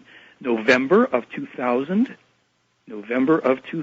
scientists announced the discovery of 12 more moons, bringing the total number to 28. We're now just one shy of what he was told. In February 28th of 1987, in what are known as the Enoch or Henoch prophecies, Meier is forewarned of the destruction of the World Trade Center by terrorism and a bunch of other things. And this is where we start to get to the meat of the matter. Well, count me as impressed if all of that is true. Well, here, I'm going to jump for a second. We'll come back. But, Art, I think you may still have the book, And Yet They Fly. On pages 347 and 348 of that book are 6 specific prophetic or predicted events by Meier, which have all come true. So what I'm going to tell you is what those events were. Yes, please. Okay. I put them in front of me here, and I do have them. Okay. Meier predicted the following. You can find this. Some of it's, a little cryptic, but some of it's very direct. The strike or the attack by the U.S. and its president, meaning Iraq. Meier had said, on a broader scale, expect the strike by the USA and its, expect the strike involving the USA and its president that will stun the entire world. Now, when we attacked Iraq, do you remember what that attack was called? Which one? This last attack on Iraq, when the war started. Let me not play, guessing games. It's called shock and awe. Shock and awe, and then Desert Storm. That's right. Yeah. If you look up the synonym for shock, you get stun, and if you look up stun, you get shock. So Meier threw the word in there in 1995. And then right after that, he correctly predicted the following upsurge in unrest and violence from Islamic fundamentalists. And while he said the obvious that AIDS was going to be spreading, he also said that mad cow disease would then spread to other animals and humans in increasing numbers. There would be a new disease and epidemic appearing, as SARS did. And he warned that there would be a renewed threat and concern over chemical warfare, which is, of course, now more in the news than ever. We can't even find the weapons of mass destruction. But then, for those people that still think, well, he could have meant this or he could have meant that, he said, look, prophecies are alterable, so let me tell you the following. There is the chance of an accident at the nuclear power plant near Lyon, France, one of 436 nuclear power plants in 1995. On August 12th of 2003, the power plant near Lyon, France, had an emergency situation, and they did manage to shut it down. Now, that's pretty good stuff for a guy 8 years before the events. I agree. But all rests on when these documents really were in somebody's hands. Sure. Well, they were in your hands before your hands, Art Bell. That's true. It is true. Yeah, and I downloaded the predictions from the Internet in 1998, but they're in that book with a published date of 2001, and each of these things happened after that date. For those people that want to argue about hubcap photos and that they can duplicate this and duplicate that, can you figure out how he hoaxed that? And let me jump to one more thing. People have said, he must be a good guesser. And so they're figuring that, well, he must have a whole bunch of... good guesser? Yeah, he's lucky. And I said, the funny thing about this, if Meier was faking it somehow, or he was a good guesser, you'd have to have literally hundreds of erroneous, wild, 10,000 monkeys at a typewriter situation here. Sure. You don't. And you can prove it because the books have been published and they've been in existence for years. We've got the copyrighted books. We have the documents. It's all in the DVD. And this is where I'm going to tell people later on, you want to make a change in this world? When you start finding out what these people are warning us about here, if you're moved to participate, then learn about it and then at least contact. Look, Art Bell, you reach a world of people.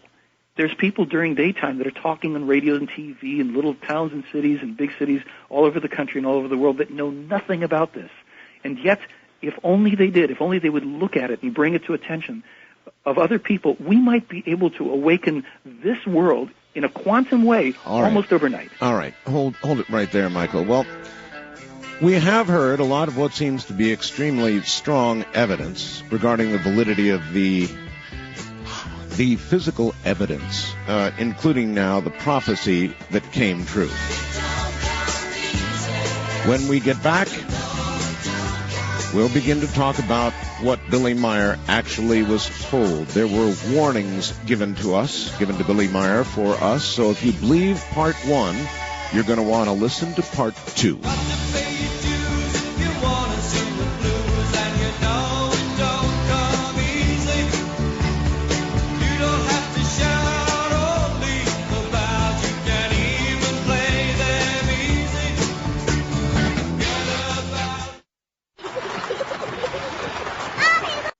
Cherries and an angel's kiss in spring. My summer wine is really made from all these things.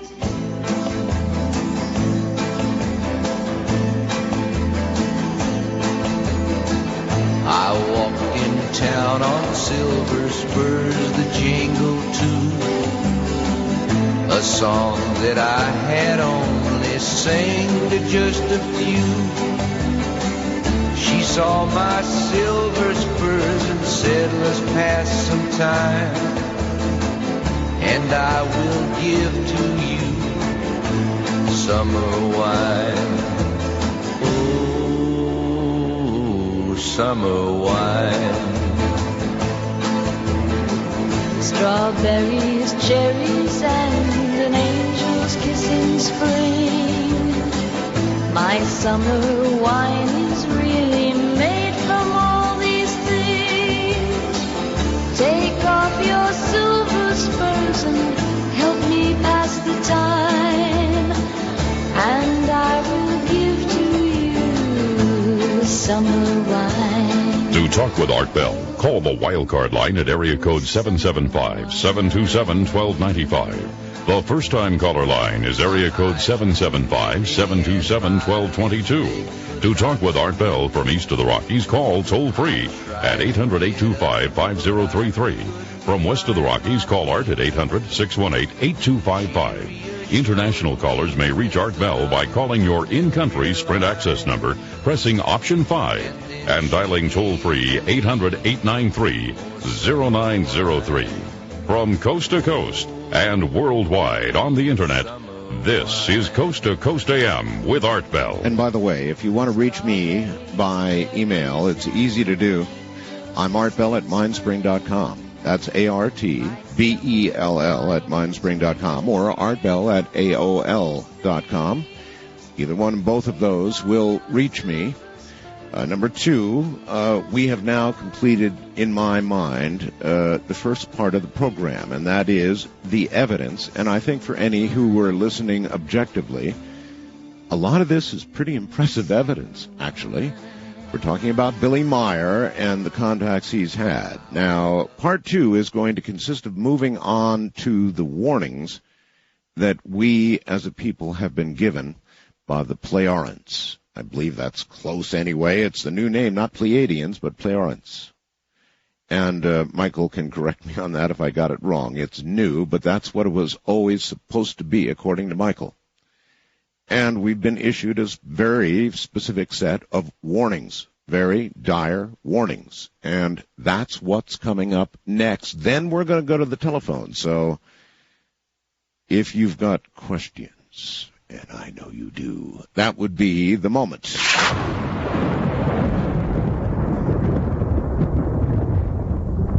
Kind of nice to hear the thunder going out occasionally. I guess they put that on there, and so I thought, what the hey. I think anybody listening to the last 2 hours objectively has to be a little bit impressed. Really does. Certainly I am. I think the evidence is pretty good. So now a big question, having accepted, at least for the sake of this discussion, the first 2 hours of presented evidence, let's now talk to the message that Billy Meier was given. I think that's very important, Michael. But you have to lay that groundwork first, or nobody's going to pay much attention to the message itself. I agree. So what is it? Is it the Plejarens? Is that? Plejaren, yeah. They actually called, they keep correcting us. They're simply called the Plejaren, as in like the Plejaren people without an S. It's not going to kill it to say the Plejarens. I was calling them the Plejarens, and I got a letter from one of the people in Switzerland. Well, technically it's the Plejaren. Okay, fine. All right. Whatever. But what I wanted to say about this, because we're going to lay out the stuff that you're just kind of announcing. Prophecy and prediction are two separate things by definition here. And prophecy, as far as they're concerned, relates or refers rather to events, negative events, because usually you don't have to be warned about positive things, but negative events that will occur if we don't alter thoughts, actions. Yes. Right? Yes. And both and predictions are those things which are already set in stone, and they may often have what you might call a cosmic origin. It simply means like a comet or an asteroid coming through or some kind of thing that's greater. But prophecies can turn to predictions if they've passed the point of no return. Both prophecies and predictions, as everything else in life, operates on the principles of the laws of cause and effect. There's nothing mystical here. It's, when we speak about prophecies, we're speaking about... well, there are mystical things in prophecy. Maybe, but in this case, what I'm trying to delineate is, on Earth we've got weathermen and scientists and people that forecast sporting events and financial trends. We're used to the idea of people taking information and projecting outcomes. Yes, well, our weathermen are a lot like prophets, and sometimes events coincide to make it not come true. Yes.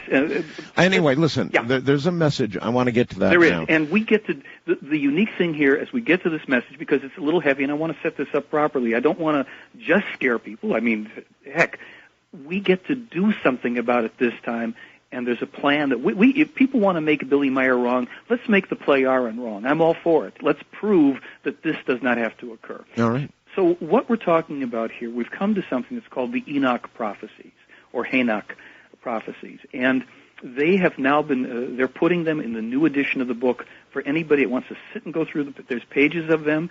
They are very, very intense, and they cover a lot of territory, and we're going to go into that now, but when people get the book, they'll be able to go. Let's hit the high points. Well, they're all low points because that's fine. Right. Most news is the news at 5:30 by any of the networks. It's all low points. It's the nature of news. So just go ahead and let's do it. Okay, so to do this, I have to just explain that the prophecies are not given in a chronological order for the reason they explain that if we knew exactly what was coming when, we would simply try to alter the event.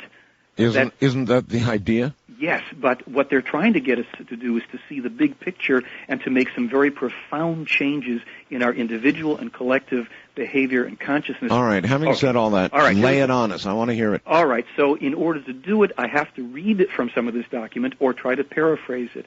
So I'm going to jump here to something in the middle of a page where it says, "And it will be that the fanatics of Islam will rise up against the countries of Europe, and all will shake and quiver." This is from 1987. "Everything in the West will be destroyed. England will be conquered and thrown down to the lowest level of misery. And the fanatics and warriors of Islam will retain their power for a long time. However, not only Europe will be affected, but ultimately all the countries and peoples of the earth, as the great horror expands to a war that will encompass the entire world. After the turn of the millennium, the papacy will exist only a short period. Pope John Paul II is the third from last in this position. After him, only one additional pope will follow. Then a Pontifex Maximus follows, who will be known as Petrus Romanus. I think other people have said this too. Under his religious rule, the end of the Catholic Church will come, and a total collapse becomes inevitable." So this is, we'll stop here on this segment.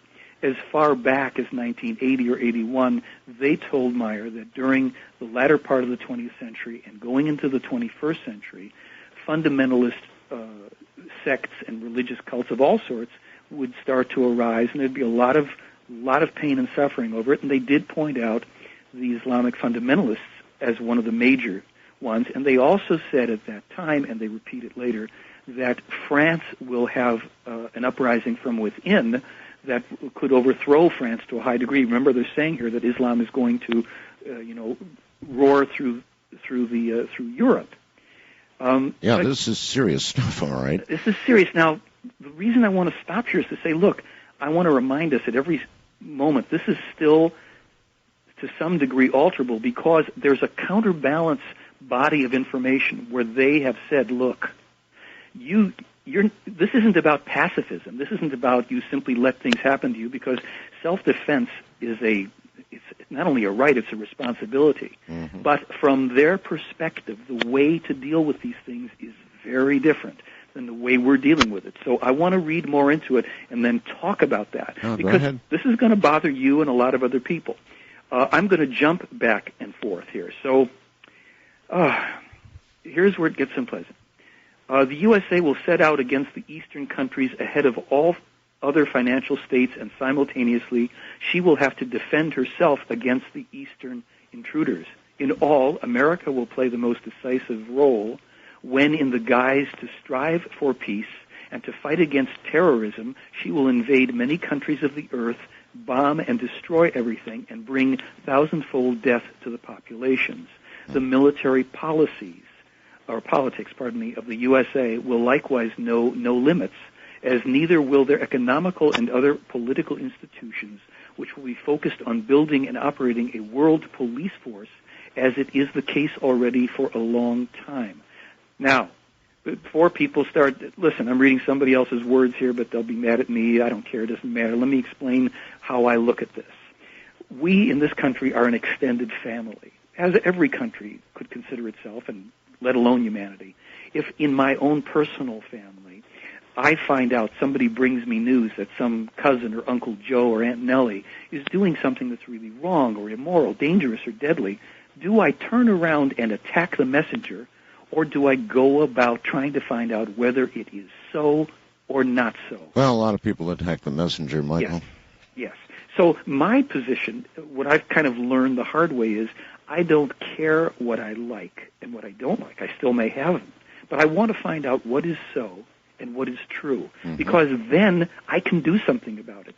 If we continue, this is my editorial, if we continue to be focused on sticking our index fingers in the air, whirling them around, going, we're number one, and anybody that objects to anything is unpatriotic, we are in for an awful lot of trouble. No one would run a company that way, let alone a family and let alone a country. So let me go on where they're continuing to slam at us. And by the way, they are equal opportunity offenders. They have something bad to say about almost everybody. But I'm more concerned right now with what they're saying here, because this affects potentially you and me. Of course. True. Of course. They are talking here, and it says, and this will point towards the possibility that a third world war could develop from it, if human beings as a whole will not finally reflect upon reason and become reasonable and undertake the necessary steps against the insane machinations of their governments and military powers, as well as their secret services,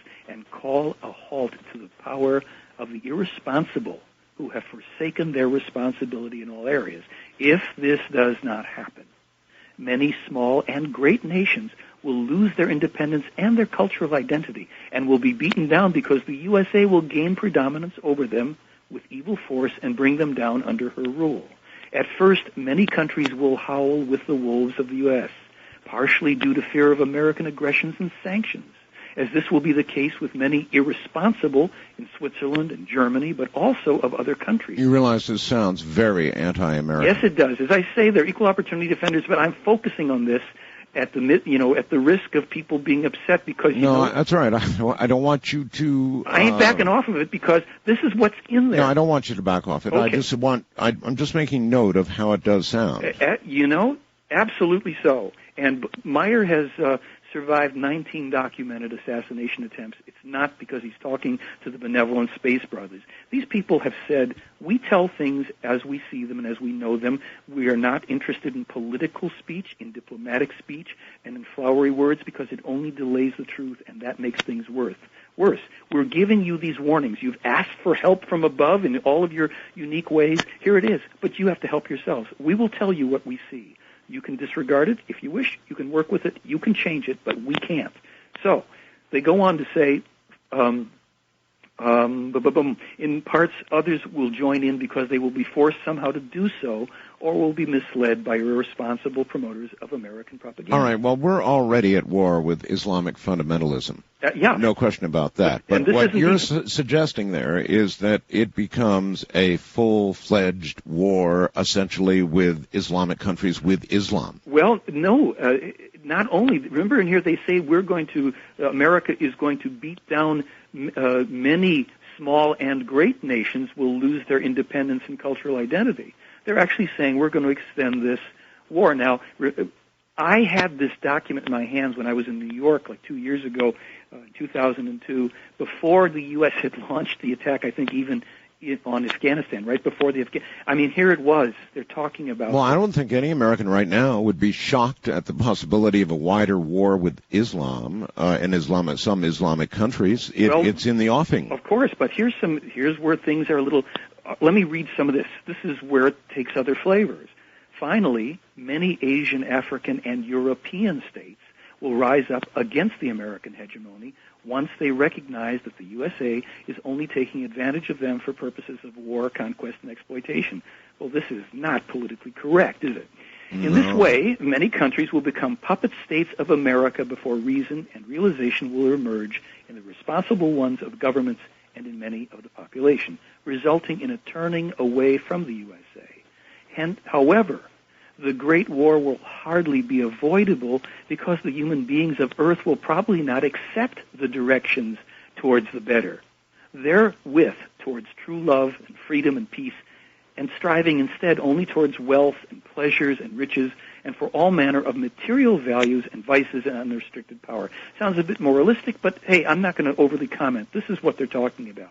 Now, they go on here in this segment, and I'll get to where they talk about the World Trade Center and other stuff. But remembering now, this is from 1987. The first version of this was from 1980 or 81. Yes, that is well worth remembering as you listen to this, when the time frame that it came from. An awful lot's happened since. Well, in this same document, as I say, this is many pages long, in this document and in the original version where they didn't talk about the World Trade Center in this part, they mentioned, for instance, they said, in the future, there's a danger of India and Pakistan entering into a nuclear conflict with each other if they're misled into this action. Mm-hmm. Now, back in the 80s, they didn't even have nuclear weapons. But in October of 2003, we may all remember... Well, right now, though, Michael, the actions that I see that we have taken, I see as still self-defensive. We were attacked. We didn't run over and attack any Islamic country or any training camps. We did hit a few of those in Afghanistan a long time ago. But I mean, as right. More or less, we took no major act of war against the Islamic fundamentalists. They certainly did come after us. So let me address how they have been addressing that, if I may, okay? Let me take a sip of water here because we're doing some industrial strength here. Oh, yeah. Okay. This is how they have expressed, to the best of my ability to express it right now, and again, people can actually read it all for themselves. What they have said is this, and they foretold this before the strike in Afghanistan. They said that to arbitrarily launch attacks that will go into countries and result in the deaths of lots of innocent people, and will ultimately, more than likely, not result in capturing the perpetrators, is terrorism in and of itself. Well, how are we supposed to deal with this? And here's what they said. You, in your world, need what is known as a true global combat-peace force. And that means armed, trained military personnel who will beat the peace into people. No. I mean, it's. I guess that's a lovely way to put it, isn't it? Yes. You're going to love me or else. You've had it. Well, what they're saying about it actually is that if this force is drawn equally from all peoples on the planet and operates under a true international legal structure with a true international court, whereby there is no party and no nation that is immune from the laws and the enforcement of it. This international armed peacekeeping or peace combat force is empowered to go and pursue any and all terrorists, dictators, revolutionary forces, warmongers, wherever they may be. Once they are identified, they are sent en masse to go get them. Now, they specify... But, Michael, some of the way they put it, the way it was said, sounds like it comes right out of an Al-Qaeda pamphlet on why we hate America. Because America is going to come and do this to countries and do that to countries and seek out people and kill many innocent civilians. I mean, that could have come right out of an Al-Qaeda pamphlet almost. This is where we go back to something about what is true and what isn't. Now, that may or may not be true. I'm not going to tell you this is true. We have to decide this for ourselves. I'm not going to back away from saying... No, don't back away from anything. I'm just telling you what it sounds like. Okay, but here's the thing. Our enemies can also be right about things. That's the unpleasant thing. Just like we can be right about things about our enemies, and they're not going to like it. We have, in my opinion, we've got an illusion that just because we are powerful and successful and strong, and we most of us aspire to the good, we champion it, we can do no wrong, or we would do no wrong. But it almost sounds like America turns into a sudden Nazi Germany, a power, laying down colonial lines for themselves all over the place and taking over the world. That's how they're making it sound. And there are those who have certainly published adequately to present that point of view, that it is something that our country, our military, our secret governments, whatever, have done. We've interfered in the affairs of countries everywhere. All right. Hold it right there. We're at the break point. And shortly after we come back, I'm going to turn this over to all of you. It seems to me like you might have a thing or two you want to say to Michael Horn. I mean, this is impressive and interesting.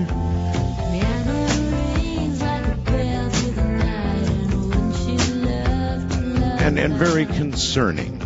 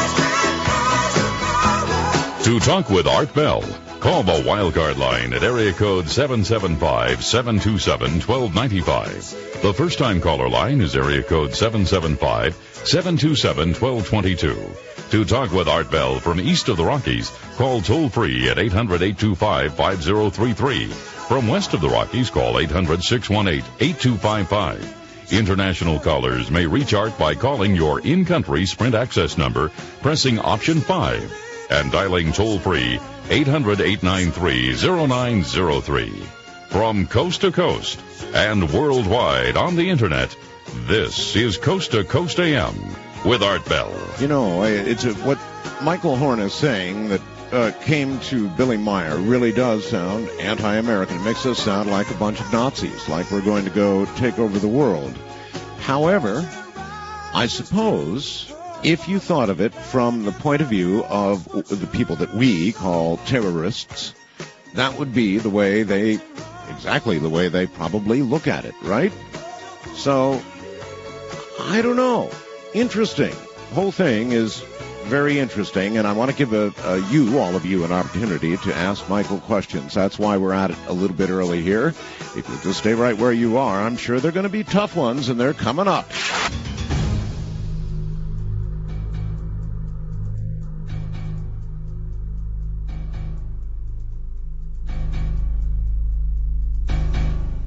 All right, once again, Michael Horn. And again, Michael, you know, this stuff does sound as though it comes from the PR group on the other side. Yes, and of course, as I said, I'm focusing on the stuff that pertains specifically to us. No, that's fine. Kevin in Richmond, Virginia, for example, says, after reading several of the documents on theyfly.com, it seems to me that Billy Meier is an anti-American activist. Why doesn't he attack the Islamic states for being the homicidal maniacs that they are?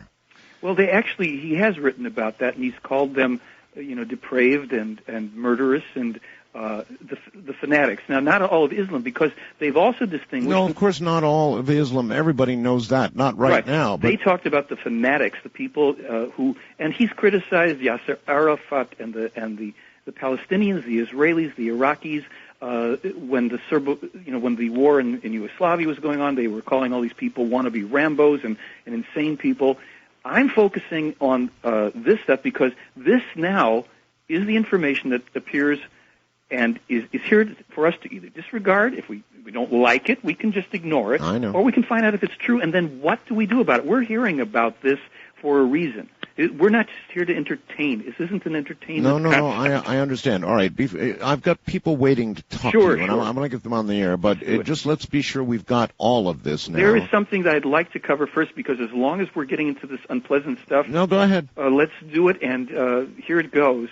In addition, apocalyptic natural catastrophes will occur which will cause all of Europe to shake and tremble. But Europe will continue to exist even after having suffered enormous destruction. Far in the West, it will be different. The U.S. of A. will be a country of total destruction. The cause for this will be manifold. With her global conflicts, which are continuously instigated by her and which will continue far into the future, America is creating enormous hatred against her worldwide in many countries. As a result, America will experience enormous catastrophes which will reach proportions barely imaginable to human beings of Earth. The destruction of the WTC, i.e., the World Trade Center, by terrorists will only be the beginning. 1987, Art and listeners. Okay? Now, it goes on. But you want to come out swinging, come out swinging. This is what they wrote. And what they have basically said is, in the simplest sense, if we want to avoid this befalling us, we pull out of Iraq, and every place where we have troops stationed, we bring them home and we straighten out our own country. We defend ourselves from here if necessary.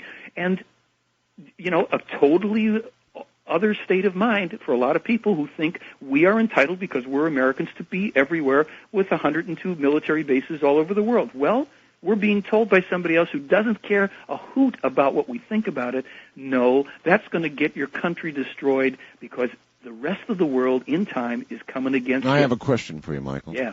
You say all this with quite a passion, so much passion that a person listening like myself might believe that these are your views as well as the views that you're relating? These are my fears that it's true. Well, are they also your views? I'll tell you what my views are, and they've been for some time. My views are that we have indeed interfered and continue to interfere in the business of other countries. Mm-hmm. I don't have this sense personally. I don't know that this is going to result in this, but to me, on the level of the laws of cause and effect, the pendulum goes out and it comes back.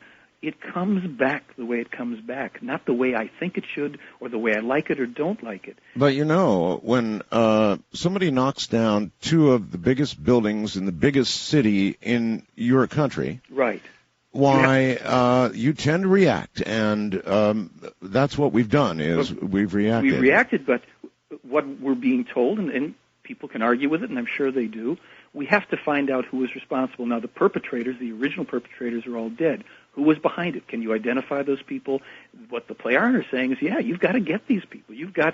Terrorism does have to be stopped, but it's a technique. It's a means of fighting that, in their point of view, we are simply pouring gasoline on embers and recruiting more people because of what becomes indiscriminate art. I think we'd all have to admit that we don't see the nightly news from Iraq. We don't see our soldiers coming home in coffins. We don't see the damage to them over there, to the Iraqis. We are now having a sanitized, controlled media. Maybe, just maybe, it isn't the way we're being told it is. And do we want to look at it? Do we want to find out if these... See, in terms of this case, this is the Meier case we're looking at. Well, if you're saying, do we propagandize our own people? Yes, of course we do. Every country on earth does that to their own people and the world at large as much as they're able. Sure. And we do that. Yes. And what these people have said, remember I said there was a counterbalancing body of information. All of this doom and gloom and horror we're talking about here, they are saying there are operating principles for human development.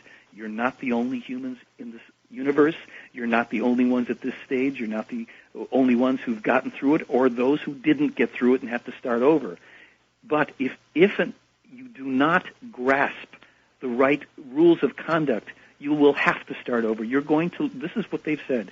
If America does not withdraw from Iraq and these other things, and Britain, and they've blasted Blair and all that, they have said we will lose 2/3 of our population on this planet as early as 2006. A third world war would break out from circumstances and events which will take on a life of their own and multiply and carry on, and they've outlined some of them. Is this just crazy guy in Switzerland with doom and gloom, and let's just call him an anti-American jerk, and Michael Horn's talking about it with all this passion? I kind of care about not seeing this happen. So I couldn't be wrong by, quote-unquote, believing that this could be true and by bringing it to people. But that's why I'm saying, will you people just do your own homework on this? If the case is legitimate, does it not at least bear examination? And have the media and the government and the politicians look at something that's been going on for 62 straight years. A man has dodged bullets and knives for 19 of those years because someone wants to put him out of their misery. I'm sure. That's a lot of trouble to go to for a hoaxer. How does a man raise a family with 3 people in a 30-year marriage which crumbles while he's planting his crops and all the rest of it, taking 1,200 clear daytime photographs, 8 films. He's got a video, sound recordings, and metal samples. He publishes prophetically accurate information. He must be a genius, a mad genius of a stellar level with astounding abilities, or he's a real contactee. Well, that's why you're on the air, Michael, because this is all very interesting, disturbing, interesting. Disturbing as hell. Yeah, it really is. Sure it is. For a lot of people, it's extremely And that's disturbing. what I'm saying. Please, folks, there are other specific little chunk-down personal things that each of us can do to actually turn this. We can turn it just by sheer numbers. You know that when somebody writes a letter, for instance, or calls a radio or TV station or a newspaper, whatever, just like when you do that with a political person, that registers in the media as representing a larger number than that individual thing. Imagine if the people tonight that are listening, they don't even have to believe this damn thing, but they want to demand that they find out, look, this thing's going on, let's find out. Could this be at all true? All right, I want to take some calls. Please. Field some questions. Let's do it. First-time caller line, you're on the air with Michael Horn. Hello. Hello? Hello. Yeah, okay. You're going to have to yell at us a little bit so you're not too loud. Okay. Michael, this is Vaughn speaking. How are you? Is that Vaughn? Yes, it is. Hi, Vaughn. How are you? Pretty good. Excellent. Now, you remember our talk at the Consciousness Expo where you told me that no matter whether or not we could duplicate the effect. Now, we never agreed on duplicating the photos exactly because we could never do that. Vaughn, without giving your last name, who are you? My name is Vaughn from the Center for Inquiry West. You're a skeptic group? Yes, I am. Okay. That you could duplicate the effect, you're saying. Is that right, Vaughn? The effect is what we discussed. But at that expo, you told me, well, it wouldn't make any difference whether or not we duplicate it or not because you're still going to believe that Meier actually had these experiences. No, this was a year ago. Said. That's not what I said. I said you've had 3 years, Vaughn, to duplicate one of these photos and the film segment that you said was hoaxed, sir. And I said, go ahead and do it. You told me your photo lab was not set up yet, and I told you that Mr. Meier didn't have the luxury of a photo lab, and in the 3 years period of time in which you had not produced one photo or one film segment, in that same period of time in the mid-'70s, Meier had produced 1,200 with multiple UFOs, and that these things had been examined by experts. Okay. And go ahead, I don't want to take your time. No, I just wanted to point out that we did talk at the Consciousness Expo, and you made it clear that whether we duplicated it even exactly wouldn't have made any difference to you. No. And, of course, that was good reason not to really pursue Well, this. Vaughn, no, it's not a good reason, Vaughn. If you could reproduce those, then why didn't you? Well, here's another issue. Well, actually, we have some up on our website right now that we're done with a $3 throwaway camera and some paper plates, and there's no way you can really distinguish unless somebody told you that those were actually paper plates. No, the way you distinguish, Vaughn, is to subject them to the same critical photo examination that Meier Absolutely. Okay, Absolutely. Let me make something clear about a photograph. Photographs are essentially a work of fiction. In order to prove what's in a photograph, you have to be able to have the item at hand. You know, when forensics... you have your item at hand. The fiction here is that you will not subject those photos to microdensitometer or laser examination. What's the densitometer going to prove? Nothing. I see. You're a photographic expert. Wait a minute now. Jeez. Vaughn, hold on. Isn't it fair, Vaughn, to allow your photographs to be subjected to the same scrutiny that the Meier photographs were? Well, that's fine. And why not? Right. I have no problem with that. The problem is that doesn't prove that the object in the photo is actually a UFO from another planet. Well, I don't know that we prove anything at the end of the day, but to allow the same kind of examination would seem fair. And we have asked him to submit the Meier's original negatives also to us, so we can look at them, and I think that's fair, too. I think it's fair. So do I. It'd be great if I had them, but I've got something better, and I've repeatedly offered it to you. The sound recordings are physical evidence, and you can download them, Vaughn, and go outside with a cassette machine and get 15 people around and record those sounds from a rotating device and have them put them through the same analysis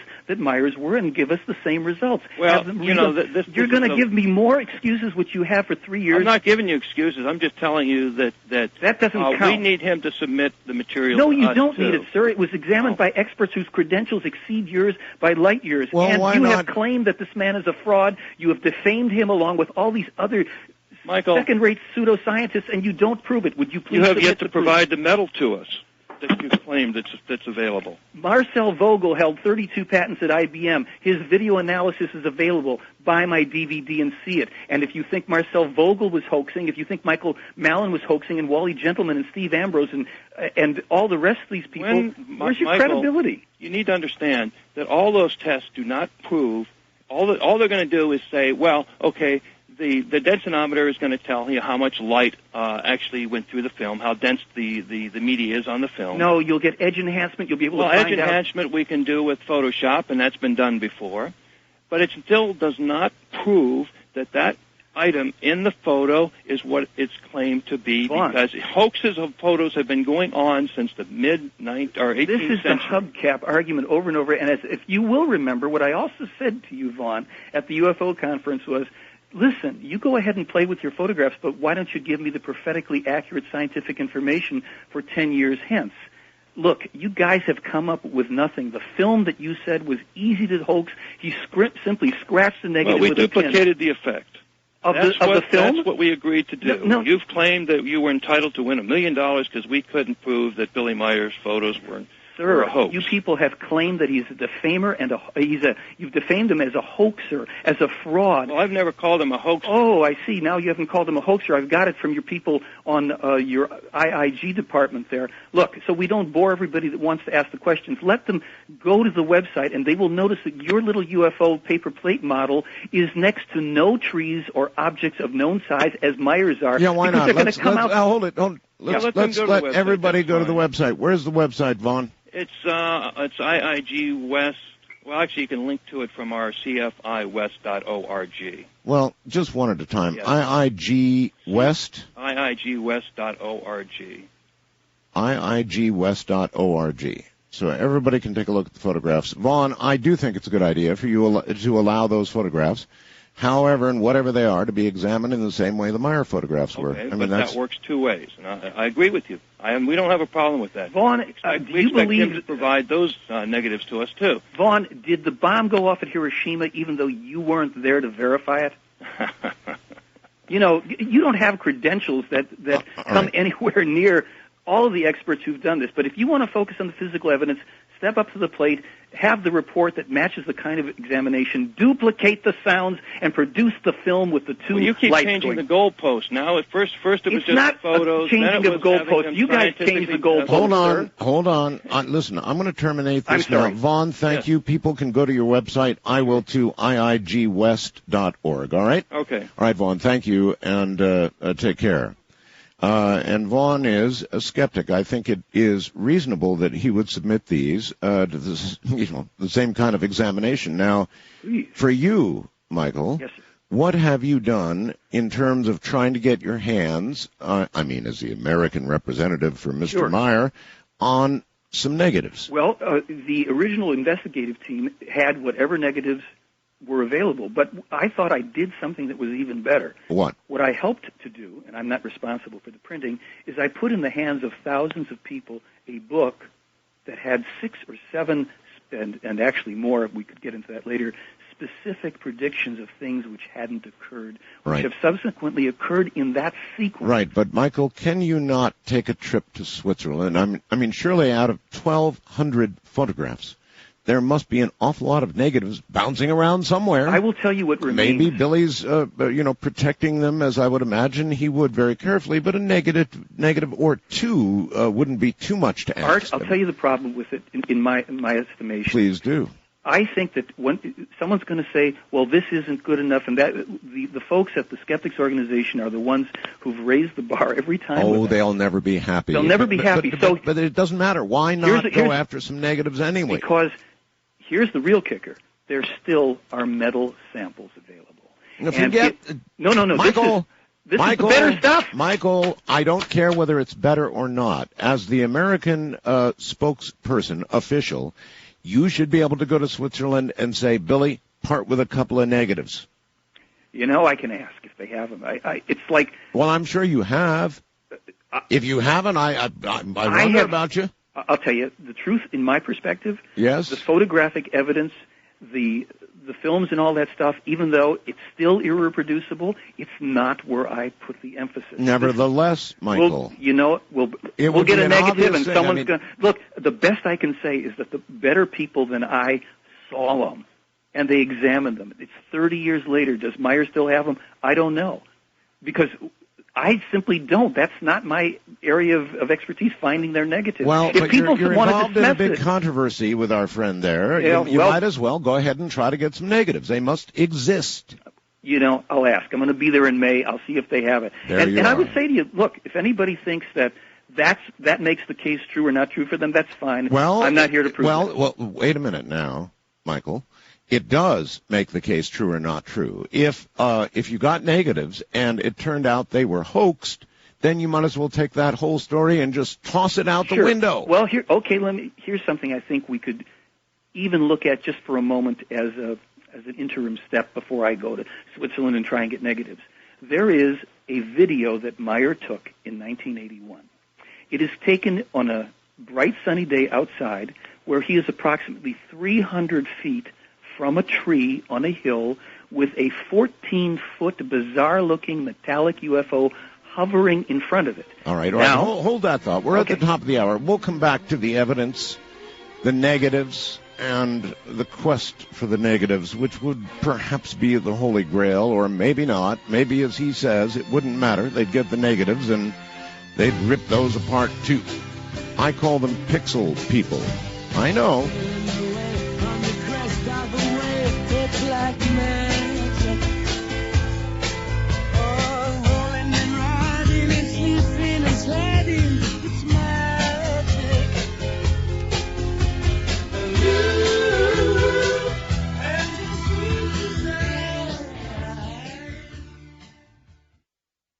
Can some people really find water?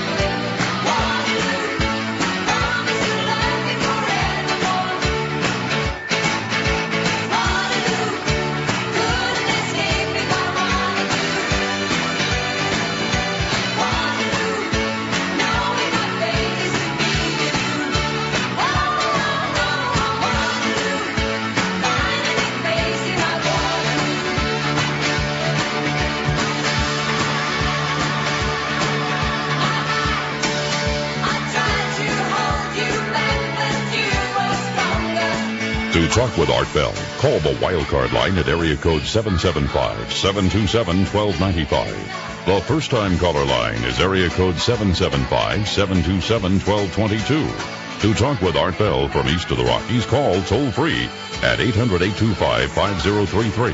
From west of the Rockies, call Art at 800-618-8255. International callers may reach Art Bell by calling your in-country Sprint access number, pressing option 5, and dialing toll-free 800-893-0903. From coast to coast and worldwide on the Internet, this is Coast to Coast AM with Art Bell. Well, either we killed another website or IIGWest.org doesn't exist. Maybe we've got it wrong. We'll ask Michael about that in a bit. I had quite a few fast blasts saying, doesn't happen, it doesn't exist. And I just got a return of alert, could not be found. So is there even such a website? I don't know. In a moment, we'll ask.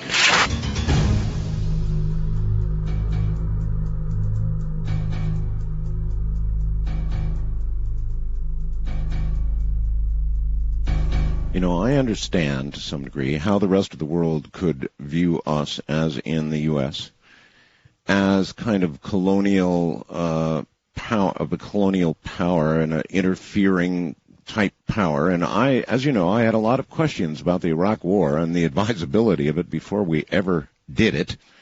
Back during the days when we actually were debating it, I had many questions. I still have many questions, and I do understand how some of the rest of the world could look at us. Nevertheless, as read by Michael, the message would appear to have come, I think I said, from an Al-Qaeda type pamphlet about the United States. It's just the way it reads. I do, however, understand the impression that some of the rest of the world may have about America. Michael, I understand that. Absolutely. All right. I'm trying to find. I had an email with their entire unedited correspondence. To see their pictures. Do you want the link? I can tell it to you. Well, IIGWest.org doesn't seem to be anything. It's .com / and this is one word, UFO pics, P-I-X. Hold on here. Okay. It's .com. Yeah. He didn't tell us that. / UFO pics. P-I-X .html. And then you can look at their photos right there. Okay. Well, he didn't have it right, did he? I don't know. It was late. I'll give all right. I've got the and you'll see. I think there's some cute photos there, but you'll notice that none of them are next to. Well, look. Let people decide for themselves about photos. But I wanted to get back to it because I know it sounds like I'm fudging something. I don't have access to to negatives. Let me just posit something for a moment. If I came to you and I said, hey, Art, or someone I know has been out in the field and they're underneath a UFO and they're hearing these sounds and they're really fantastic, and you said to me, well, can you prove that? Can he prove it? And I said, well, the funny thing is he recorded the sounds. And he said, well, let's get those sounds tested. And I said, we've got those sounds. We can test them. And then the tests are run at maybe 2, 3, or more different laboratories, and the experts say, hey, this is the specs on these sounds. Yeah. We can't generate them. We can't. And so someone calls up and says, well, I want those. Where's the original sounds? I say, well, fortunately, we have them, and they're free, and I don't have to go to Switzerland for them. Yeah, I'm going to go to Switzerland and ask for negatives, and if they've got them and if they give them to me, I'll come back and I'll say, fine. Who's going to test them, and we'll give them, you go round 2 on it. But let's not dismiss the idea that genuine physical evidence exists right now. And not only that, all of you folks out there with synthesizers and musicians and sound engineers, go ahead yourselves and try to duplicate that. All right. Well, there's a challenge. What have they said regarding a deep impact by some kind of comet or asteroid? Is that the September date we were talking about? They did not give the date on it. They did give a location, as I recall, between the Black Sea and the North Sea. And what they said was that this is a prediction. We're going to get it at some point. And the problem, remember when we talked about the petroleum being extracted from the Earth? Yes. And they said the other problem you have with that is this. The petroleum is produced by the planet as a kind of buffer, a synovial fluid, a cushion for the plates of the Earth. When you recklessly and heedlessly extract it and the natural gas, and you create these caverns, you create a plate fragility. So that when an object comes in from space and hits, instead of the planet absorbing the blow, I've got you. You have fractures, you've got magma coming up, you've got seawater. So they're saying, again, folks, you haven't paid attention. You've got to get off of that petroleum thing, but you've gone pretty far. You've set yourself up for in a very vulnerable position. All right. Yeah. Back to the phones. First-time caller line, you're on the air with Michael Horn. Hello? Hello? Oh, I'm sorry, I didn't hit the button hard enough. Now you're on the air. Hi. Yes, sir. I'm not saying I believe or disbelieve any of it. I've been listening to it since the show started. One thing, or a couple of things I'd like to make a comment on. First of all, I think you're 100% correct, and the rest of the world does see the United States as, I believe, anyway, if everything I hear from the news, that we're better than everybody else, and I can see how they would think that. But on a couple of notes, one thing I heard him talking about earlier is these one set of photographs that were taken. He would go off into the woods or whatever and bring back these negatives right to these people who were waiting for it to do the test on it. Yes. Why didn't these people go with him in the woods to see it, along with these other 100 people that saw it at the time? That's all right. Good point. It's a good question. Thank you. Why not? Why not have group sightings? Well, there were. You have to understand that by the time the investigative team was over there... But, I mean, why let him wander off by himself? Well, part of it was the protocols that they set up. They said, sure, there are going to be other people that you can photograph the ships. As I say, there's 100 witnesses to the ships. But they said, look, our meetings are strictly going to be with you and with you alone for, too many cooks spoil the broth. All but... For instance, Guido Moosbrugger, who's the author of that book, the new edition, And Still They Fly, he took photos of their ships. Freddie, this guy who's a cook over there in Switzerland that I said was outside, he and 15 other people were sitting around snapping photos. Again, the UFO part of it has become, for the Europeans, old news. It's not old news to us because we're still trying to prove it, and this is part of the plan, the controversy around it. And look, if you think I'm in a funny position, Billy Meier, for all these years, people... Even when they have this stuff showing up in these incredible photos, it's a hoax, you're a faker, where they're shooting at him. The guy's had a life of misery because of this.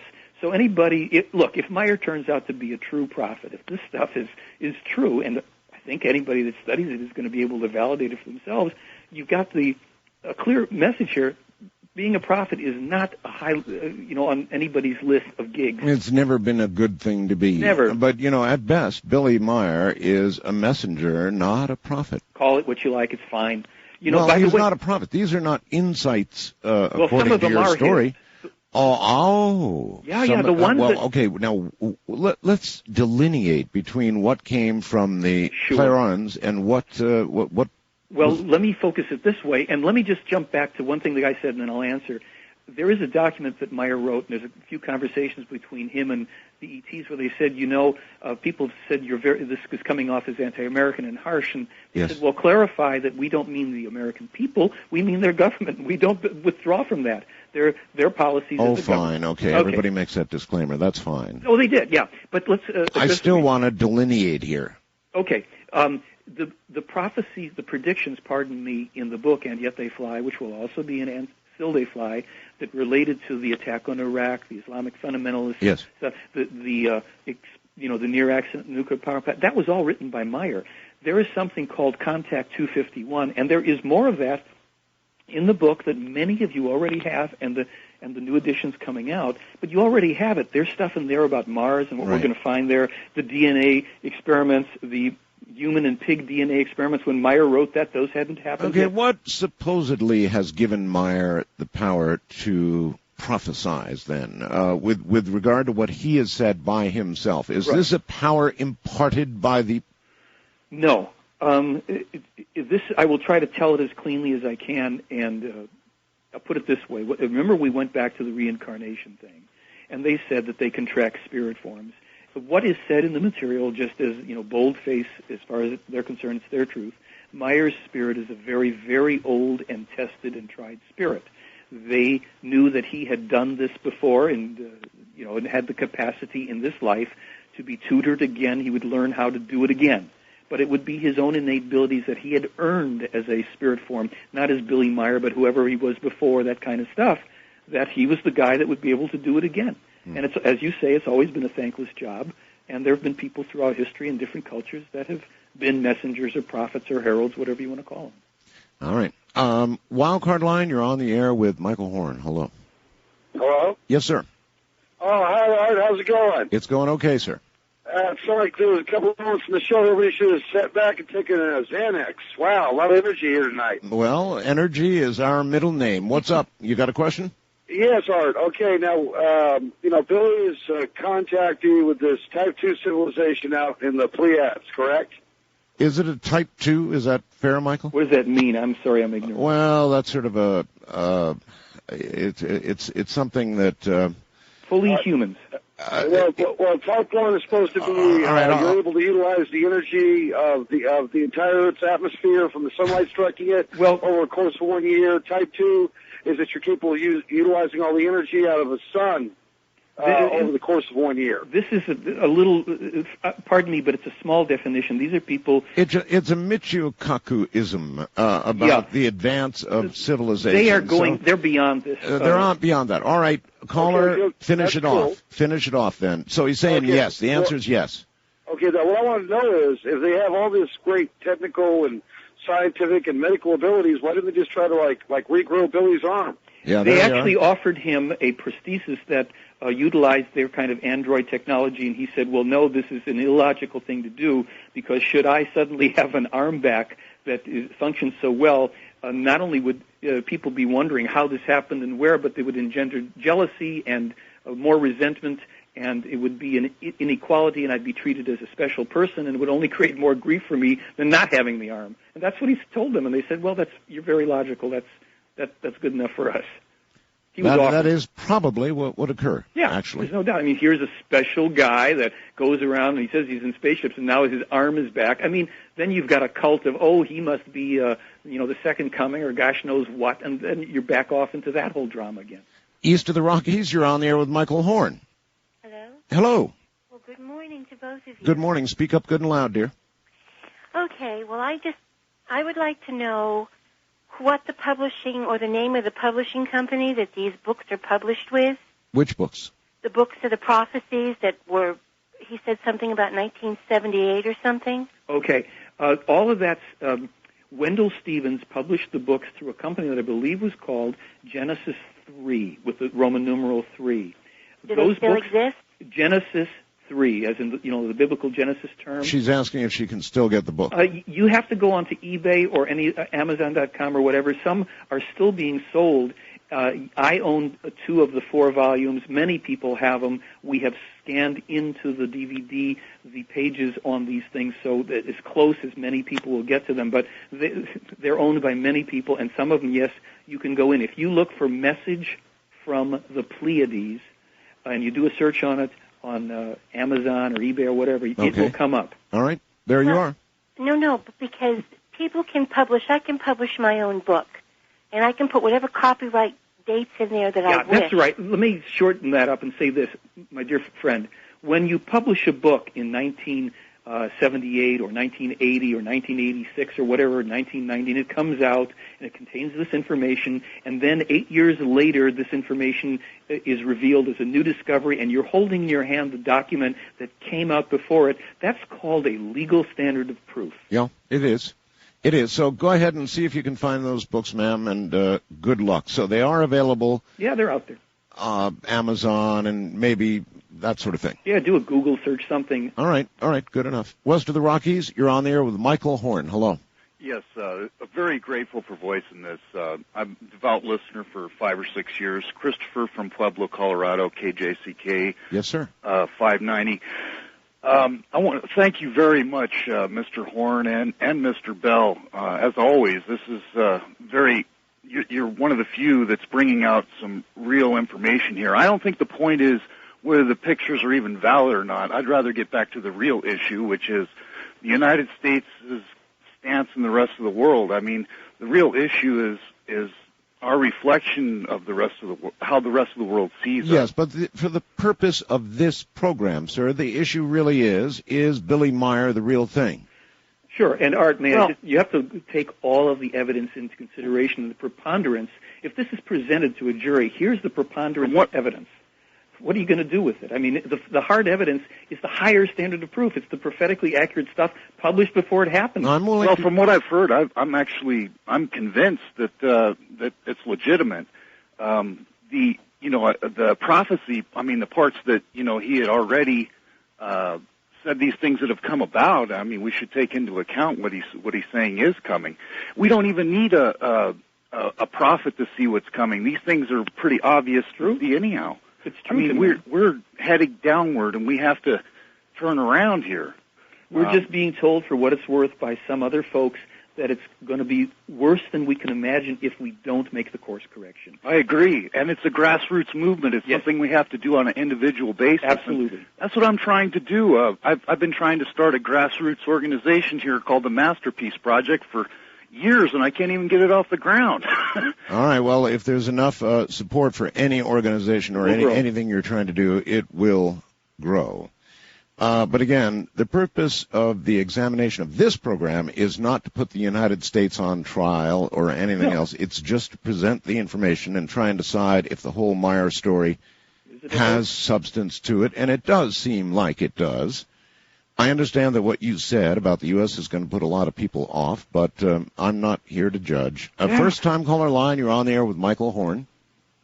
Hello? Yeah, hi. Hi.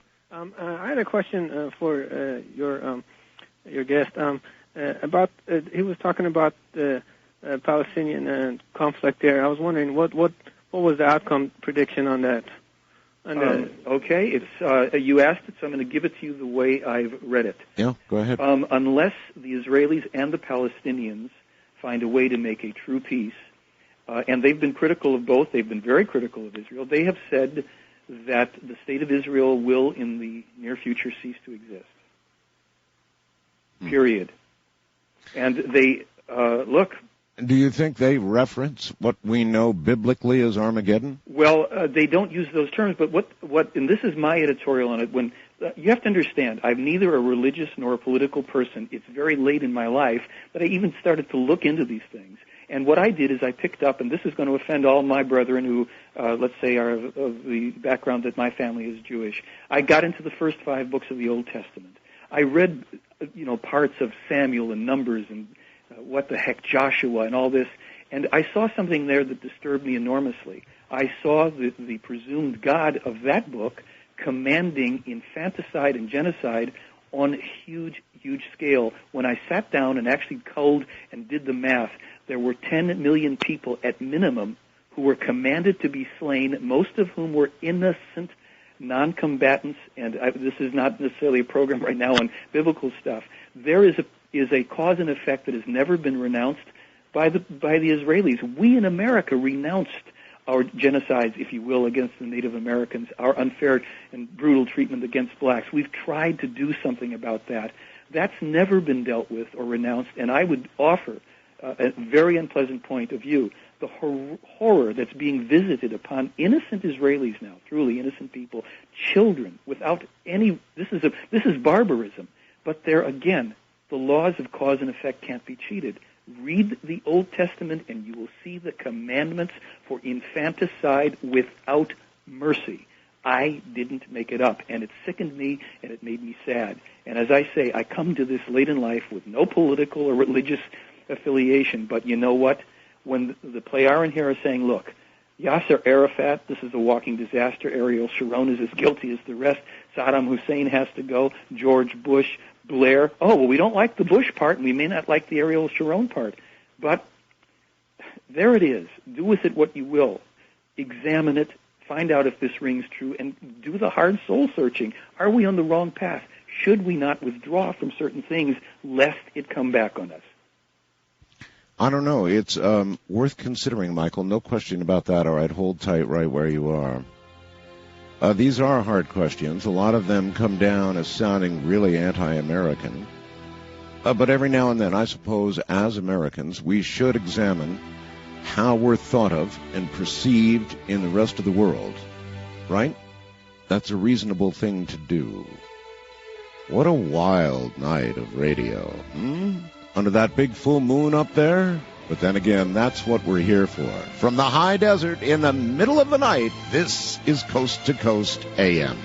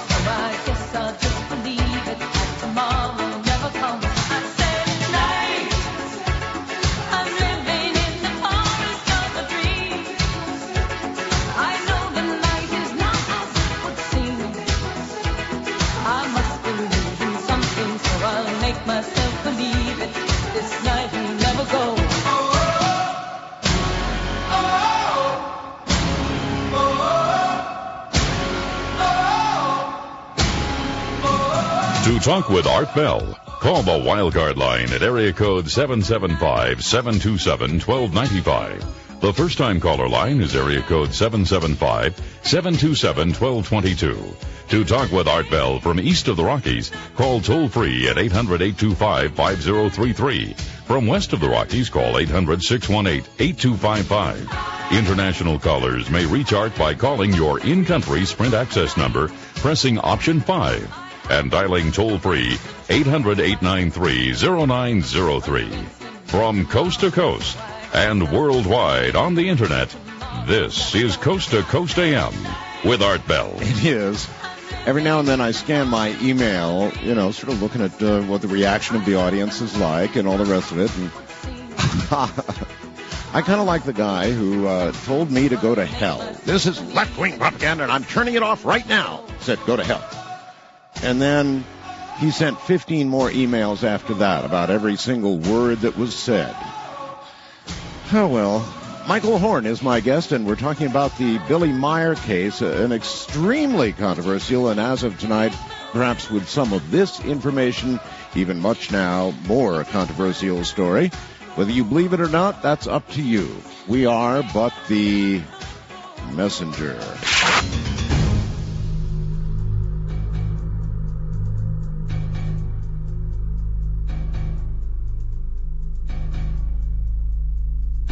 Well, Michael, you've made a very impassioned case for Billy Meier, and so I feel like I should give you a chance to hawk your wares. And your wares are a DVD, right? Yes, and the new book will be out. Yeah, this is what I wanted to say to your listeners about that. There's 2 books coming out. One is a soft cover copy, and one is the hardcover on And Still They Fly. It will. All right, you're going to have to speak up. All of a sudden, you got weak. Oh, okay. What are you doing? Oops, there we go. Can you hear me now? Yes, much better. I don't know what you're doing, but... Okay, I think I fixed something. Good.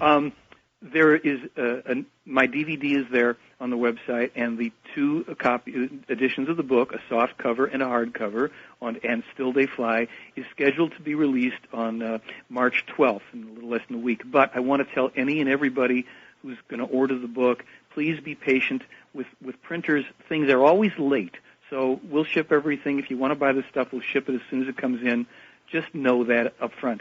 I wanted to say one thing before that, if I may. You may. This is a little hard for me in a way because, as I mentioned to you, I've never been a particularly political or religious person. My father's family escaped the Nazis from Austria and came to America. My mother, as an orphan at 10 years of age, escaped the communists, went into Europe, and then had to flee a few years later from the Nazis. So they came here, they made a family here, and we're enormously grateful for coming here. And as a first-generation American, I'm enormously grateful for waking up as a human being in this country. It doesn't mean that everything that the country does or that's done in the country's name is good, and good people can disagree, and we do. I am presenting information that I feel, in that sense, it's awkward because I am a vocal spokesperson for this case. You are. And because I have spent 25 years studying and examining and trying to see where the loopholes are and truly not finding them, oh, sure, there's controversy. But it's just the accuracy of the information to this point has been so painfully and impeccably accurate that I feel I owe it to myself, my family, and to anybody here at the risk of being, I think there's this guy, J. Joe here, thinks I'm an anti-American. Maybe he's the one that's writing you. I'm not. I'm anti-death and destruction for us. And if we find that something is wrong, we must examine, and if it's wrong, we have to change it. There are ways to do that, and at the very end of the show, if I may give a plug for that, I will, but I want to thank anybody who wants to go. You send me an email. You can yell at me, whatever you want. If you want the DVD or the books, they're at my theyfly.com website that Art is kind enough to link to. So look at this stuff for yourself. This is a 4-hour introductory course to it, and for many people, it's the first they've heard of it because you've had the courage to put it on. And if anybody's interested, they can find out for themselves. Is this just a big bag of nonsense? And the biggest, most impenetrable hoax. That's fair enough. If you're intrigued enough to want to know more, then that's the way. There it is. All right. International line, you're on the air with Michael Horn. Hello. Hello, Art. Hi. This is David from Toronto, Mr. Cropper in the FNet room. My question for your guest is, if Billy encountered the aliens and was on the ship, why are there no pictures of the aliens or the interior of the UFO? And there is. I'll listen on the air. Thanks. All right. Okay. To the best of my, I have seen one photo that is allegedly of the inside of a craft. I wouldn't put my money on it because it isn't clear enough for me to know that that's for sure. Well, why aren't there more? Well, what happened and what was told in there, and when you read the conversations, it goes down conversationally, Meier had problems inside the ship because of some kind of fields that were fogging his film. Uh-huh. He did take pictures, and they are on the website, some of them, from one of the ships successfully of 2 other discs above Switzerland where he's in the air at about 30,000 feet or whatever it is, 10,000 feet, I don't know, and there's 2 other craft outside the window of the ship. Mm-hmm. He has pictures taken in space. But again, some of these, there's pictures where I can say, okay. Well, if he could be inside the craft taking a picture of other craft hovering nearby. How come he couldn't photograph inside? Yes. What the way they did it is they put the camera from, if I'm recalling this correctly, up to a screen that was showing the outside, and he got some clear shots. There may be in Billy's possession some photos of the interiors that he hasn't released. Maybe there aren't. You're about to go see Billy, right? I'm going to ask him. I'll see what they've got. If you talk to Wendell, make a list of things that you want to ask about. Being the official American spokesperson is a very large responsibility. And he should understand that there are many considering his story in this country when you listen to a program like this, and you need as much evidence as he's willing to give. As he's willing to give or can give, it still Yes, exists. I mean, you should make your case with that strength, that you're coming, speaking for the... I will do it. I will put it forward. I think I know one of the answers because I've spoken to people there, and what they've said is, look, to us, the UFOs it's not what it's about. It's about our future survival. Yes. If what exists already... Yes, but what you need to convince Billy of is that the American people aren't going to believe B until they believe A. And anything he can give you to confirm A will go a long way in promulgating the belief in B. Okay, Art, I think we still have two things. The video that pans 300 feet across... You've got a lot. That's why you're here, brother, on the air, because there's a lot of evidence. And the sounds, I mean, that's still, that's level one evidence. It's physical evidence. So I'll carry the message, but, I'll do my best. That's all I can tell you. All right. First-time caller line, you're on the air with Michael Horn. Hi. Hello. Hello. Hello, Mr. Horn? Yes, ma'am. I'd like to ask you a question about the code, but before I do that, can I ask you about, in the volume 1 of the Contact from the Pleiades, all the pictures, there's something written here, a single second in the timeless amounts to many million years in normal space, and it's signed by Ptah, a Pleiadian cosmonaut. Right. And is that the same Ptah of the Egyptian days? No. That's been, of course, something many people have asked, and in the material, he alludes to something. He says that there was a distant connection of some form, but it's just the name that he uses, or perhaps it's his given name, but that's the best I can tell you on that. Are there any pictures of him and Semyasi? No, the pictures that Billy has, there are some photos that will be also again in the new book.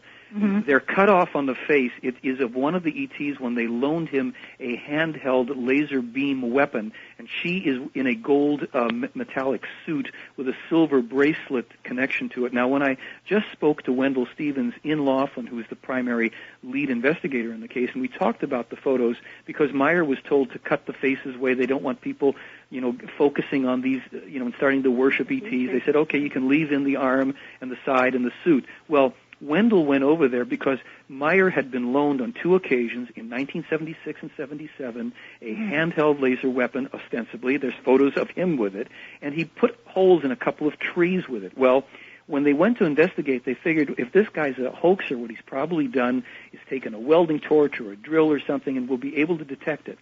They found that around the holes there was a little bit of char, but the holes were bored clean through and were smooth as glass. They had been penetrated instantaneously at an enormously high temperature. But beyond that, somebody had the brilliant idea, since one of these trees faced into a forest, they took a string and used it like a plumb line through the hole, and they dragged the string in a straight line through, and they found that every twig and branch that was in that straight line was singed as well by this beam. And they just said, this would be an impossibility for somebody to have hoaxed this. Can I ask you a question about the code now? I'm sorry. Go ahead. No, go ahead. Well, I have his 33-page booklet, Life in the Spiritual and Physical by Billy Meier. Yes. And he mentions interwoven into all of Billy's German text is a code. The code elicits impulses from the spiritual realm, the Akashic records, which then touch the reader and begin to become active from within. This process is subconscious. Yes. Further down, it mentions about the English language, the foreign languages. For these reasons, each translation of Billy's text into a foreign language will have the original German text attached. Right. But does that still work in English? No, what they've said, and again, now, let me just put this for everybody that's listening under the term, this is speculative, let's not, I'm not saying it's so. All right, what good. They've said is this: the German language is in some ways related to the ancient Lyrian language of the distant forefathers of the Plejaren, our distant forefathers. The German language is constructed in such a way as it can convey these impulses when read, even if you don't understand the language. When you read it or pronounce it, you will. There's a connection to what's called the Akashic record surrounding the planet that has a subconscious effect and actually helps with our spiritual development. take that for what it's worth. If you want to look into it Sounds more. almost like you're talking about the Bible code. Yeah, except that Meier this stuff was published decades before. Yeah, except same concept, right? In a sense, yeah. For all intents and purposes, where we're at right now. Mm-hmm. Wildcard line, you're on there with Michael Horn. Hi. Hi. Hello. My name is Junia. I'm calling from Tulsa. I listen on 1170 KFAQ. Yes, ma'am. And I think this is one of the most important programs you've ever had. Well, I appreciate that. Thank you. And, it's a good one. I had a question about, has Mr. Meier written several books? He's written, just to clarify, the books that are available on the website were written by a man who has known Meier for 25 years, came to investigate it a bit as skeptic, an Austrian principal and school teacher. Meier himself has written many numbers of books, most of which remain in German language. However, some have been translated into English. Some are in the process of being translated. So many of the conversations are being also, again, translated into English so people can read them in the approved forms. So more will be available. There's over 10,000 pages of documents that Meier himself has written that have yet to be translated into English. The Plejaren have said that this is an 800-year mission. We're not changing the world overnight. We're going to have controversy and all the rest. This is going to, if indeed what they're saying is true, develop over 8 centuries. And what they say is the end result of for us, if we get through all these times, don't blow ourselves to smithereens, we will become what they call true human beings. Long-lived, with multi-hundred-year lifespans, more spiritually evolved. There's a lot of promise in this. They're on the website. There's something that's called Here's How to Help Change Things Now on my document page. You can go and read that. There's a document from the Plejaren as well, 21 points, or it's called What the Plejaren Wish for the People of Earth. We have all this other positive stuff here, just asking people to look at it. So don't view this as doom and gloom, but sometimes what the Plejaren have said is this: you have to wake people up with harsh and true language. Flowery, nice words don't do it. If something is true and people need to at least have the opportunity to know it, tell it to them. Yeah, I never could buy into the Space Brothers. It's a bunch of bunk. Yeah. There's no ascension coming, folks, where there's no ascended masters. I mean, if you get into the Meier material and look at this, it's going to upset your belief systems every which way. All right, ma'am, thank you. Okay. Right, take care. East of the Rockies, you're on the air with Michael Horn. Yes. You're going to have to yell at us. You're not too loud. Can you hear me now? That's better. All right. My name is Colin of Kansas City. KCMO 710 is how I'm connected. Michael, what I want to know is at what point is the point of no return? What are the course of events that have to take place? That's a very good question. Yes, it is. Hi to Mike Murphy over there, too. What I've been able to gather is they have said the U.S. has to reverse it has to pull out of Iraq and cease to inflict on other countries. That's number one. If we don't, he was searching for a time frame. Where would the They are saying that if we don't change it now, and they've said if you return Bush to office and you don't pull out of Iraq by 2006, the probability of a third world war that takes 2/3 of humanity out, makes the northern hemisphere uninhabitable for decades, if not centuries. That's what you get if you don't change it. You may not like it. Call the guy un-American. Call me un-American. Anything else. That's what they're saying. There's even a peace meditation that they say there are 3.2 billion people, extraterrestrial humans, that do it on our behalf with several thousand people around the globe. You can check into it. The peace symbol itself that we use is an inverted symbol as far as they're concerned. Out of curiosity, I wonder if the Pleiadians would rather have had Saddam Hussein remain in office. No, here's the thing, as I understand it. Let me finish the thought on the peace symbol and the peace meditation. We need to invert the peace symbol so it doesn't have the militant sword-like energy, but is more like a tree, an opening thing. We have that on the website. You can look at that. But regarding Saddam Hussein, he was one of the people that was pointed out that had to be removed, that had to be taken from power. What they've said is there is a right way and a wrong way to do it. And we might love the fact that we took him out of power, but they told Meier a year ago what is coming for America and Britain is increased attacks and very vicious attacks on the forces that will be seen as occupiers. They told him this before it started, and they said the greater likelihood is that there will be a Shiite dictatorship will come into Iraq because you have done this in the wrong way and for the wrong reasons, and they are also I mean, look, there's plenty of harsh stuff here. If you have callers that have questions, believe me, Art, I'll do my best. But people got to look into this for themselves, like it or hate it. There it is. Okay. One more, maybe. Sure. West of the Rockies, you're on the air with Michael Horn. Well, hi, gentlemen. I have 2 points for Mr. Horn to comment on. Sure. On Blair from Sedona. The first has to do, there's a federation of sorts overseeing us, Michael. If Art Bell had David Sarita on back in 2001 talking about these huge balls of ice allegedly propelled from space, missing Earth satellites while replenishing the ozone.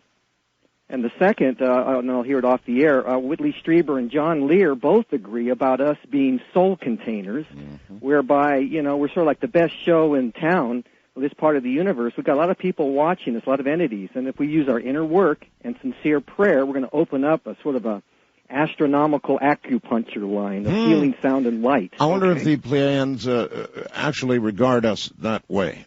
All right, I'll comment as best I can. Again, I might be an authorized representative. I don't know every opinion on everything, but what I gather is this.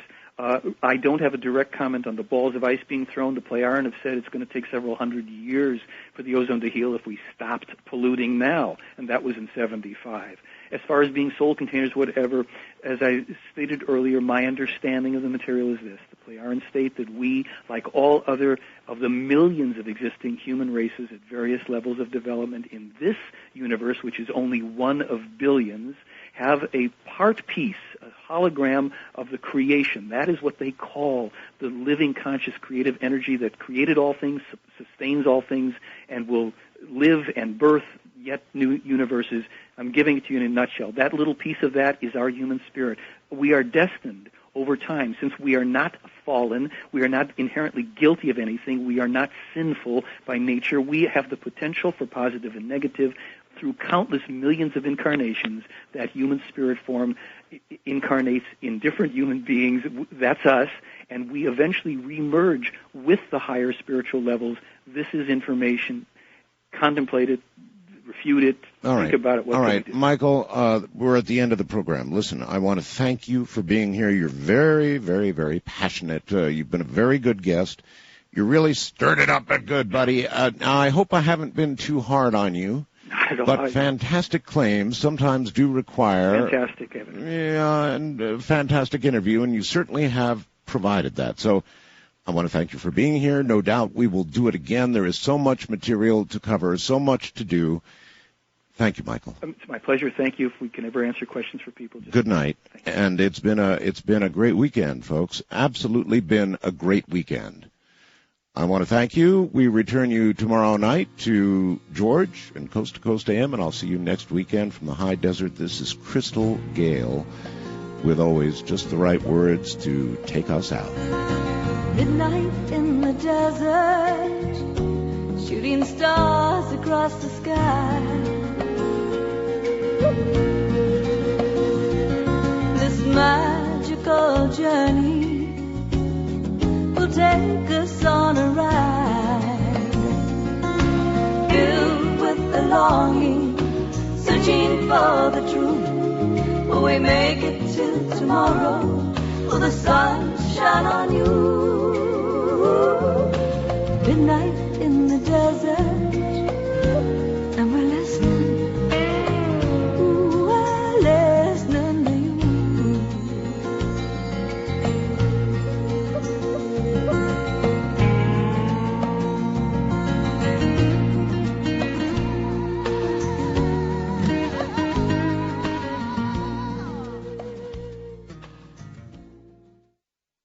Can some people really find water dousing with a device?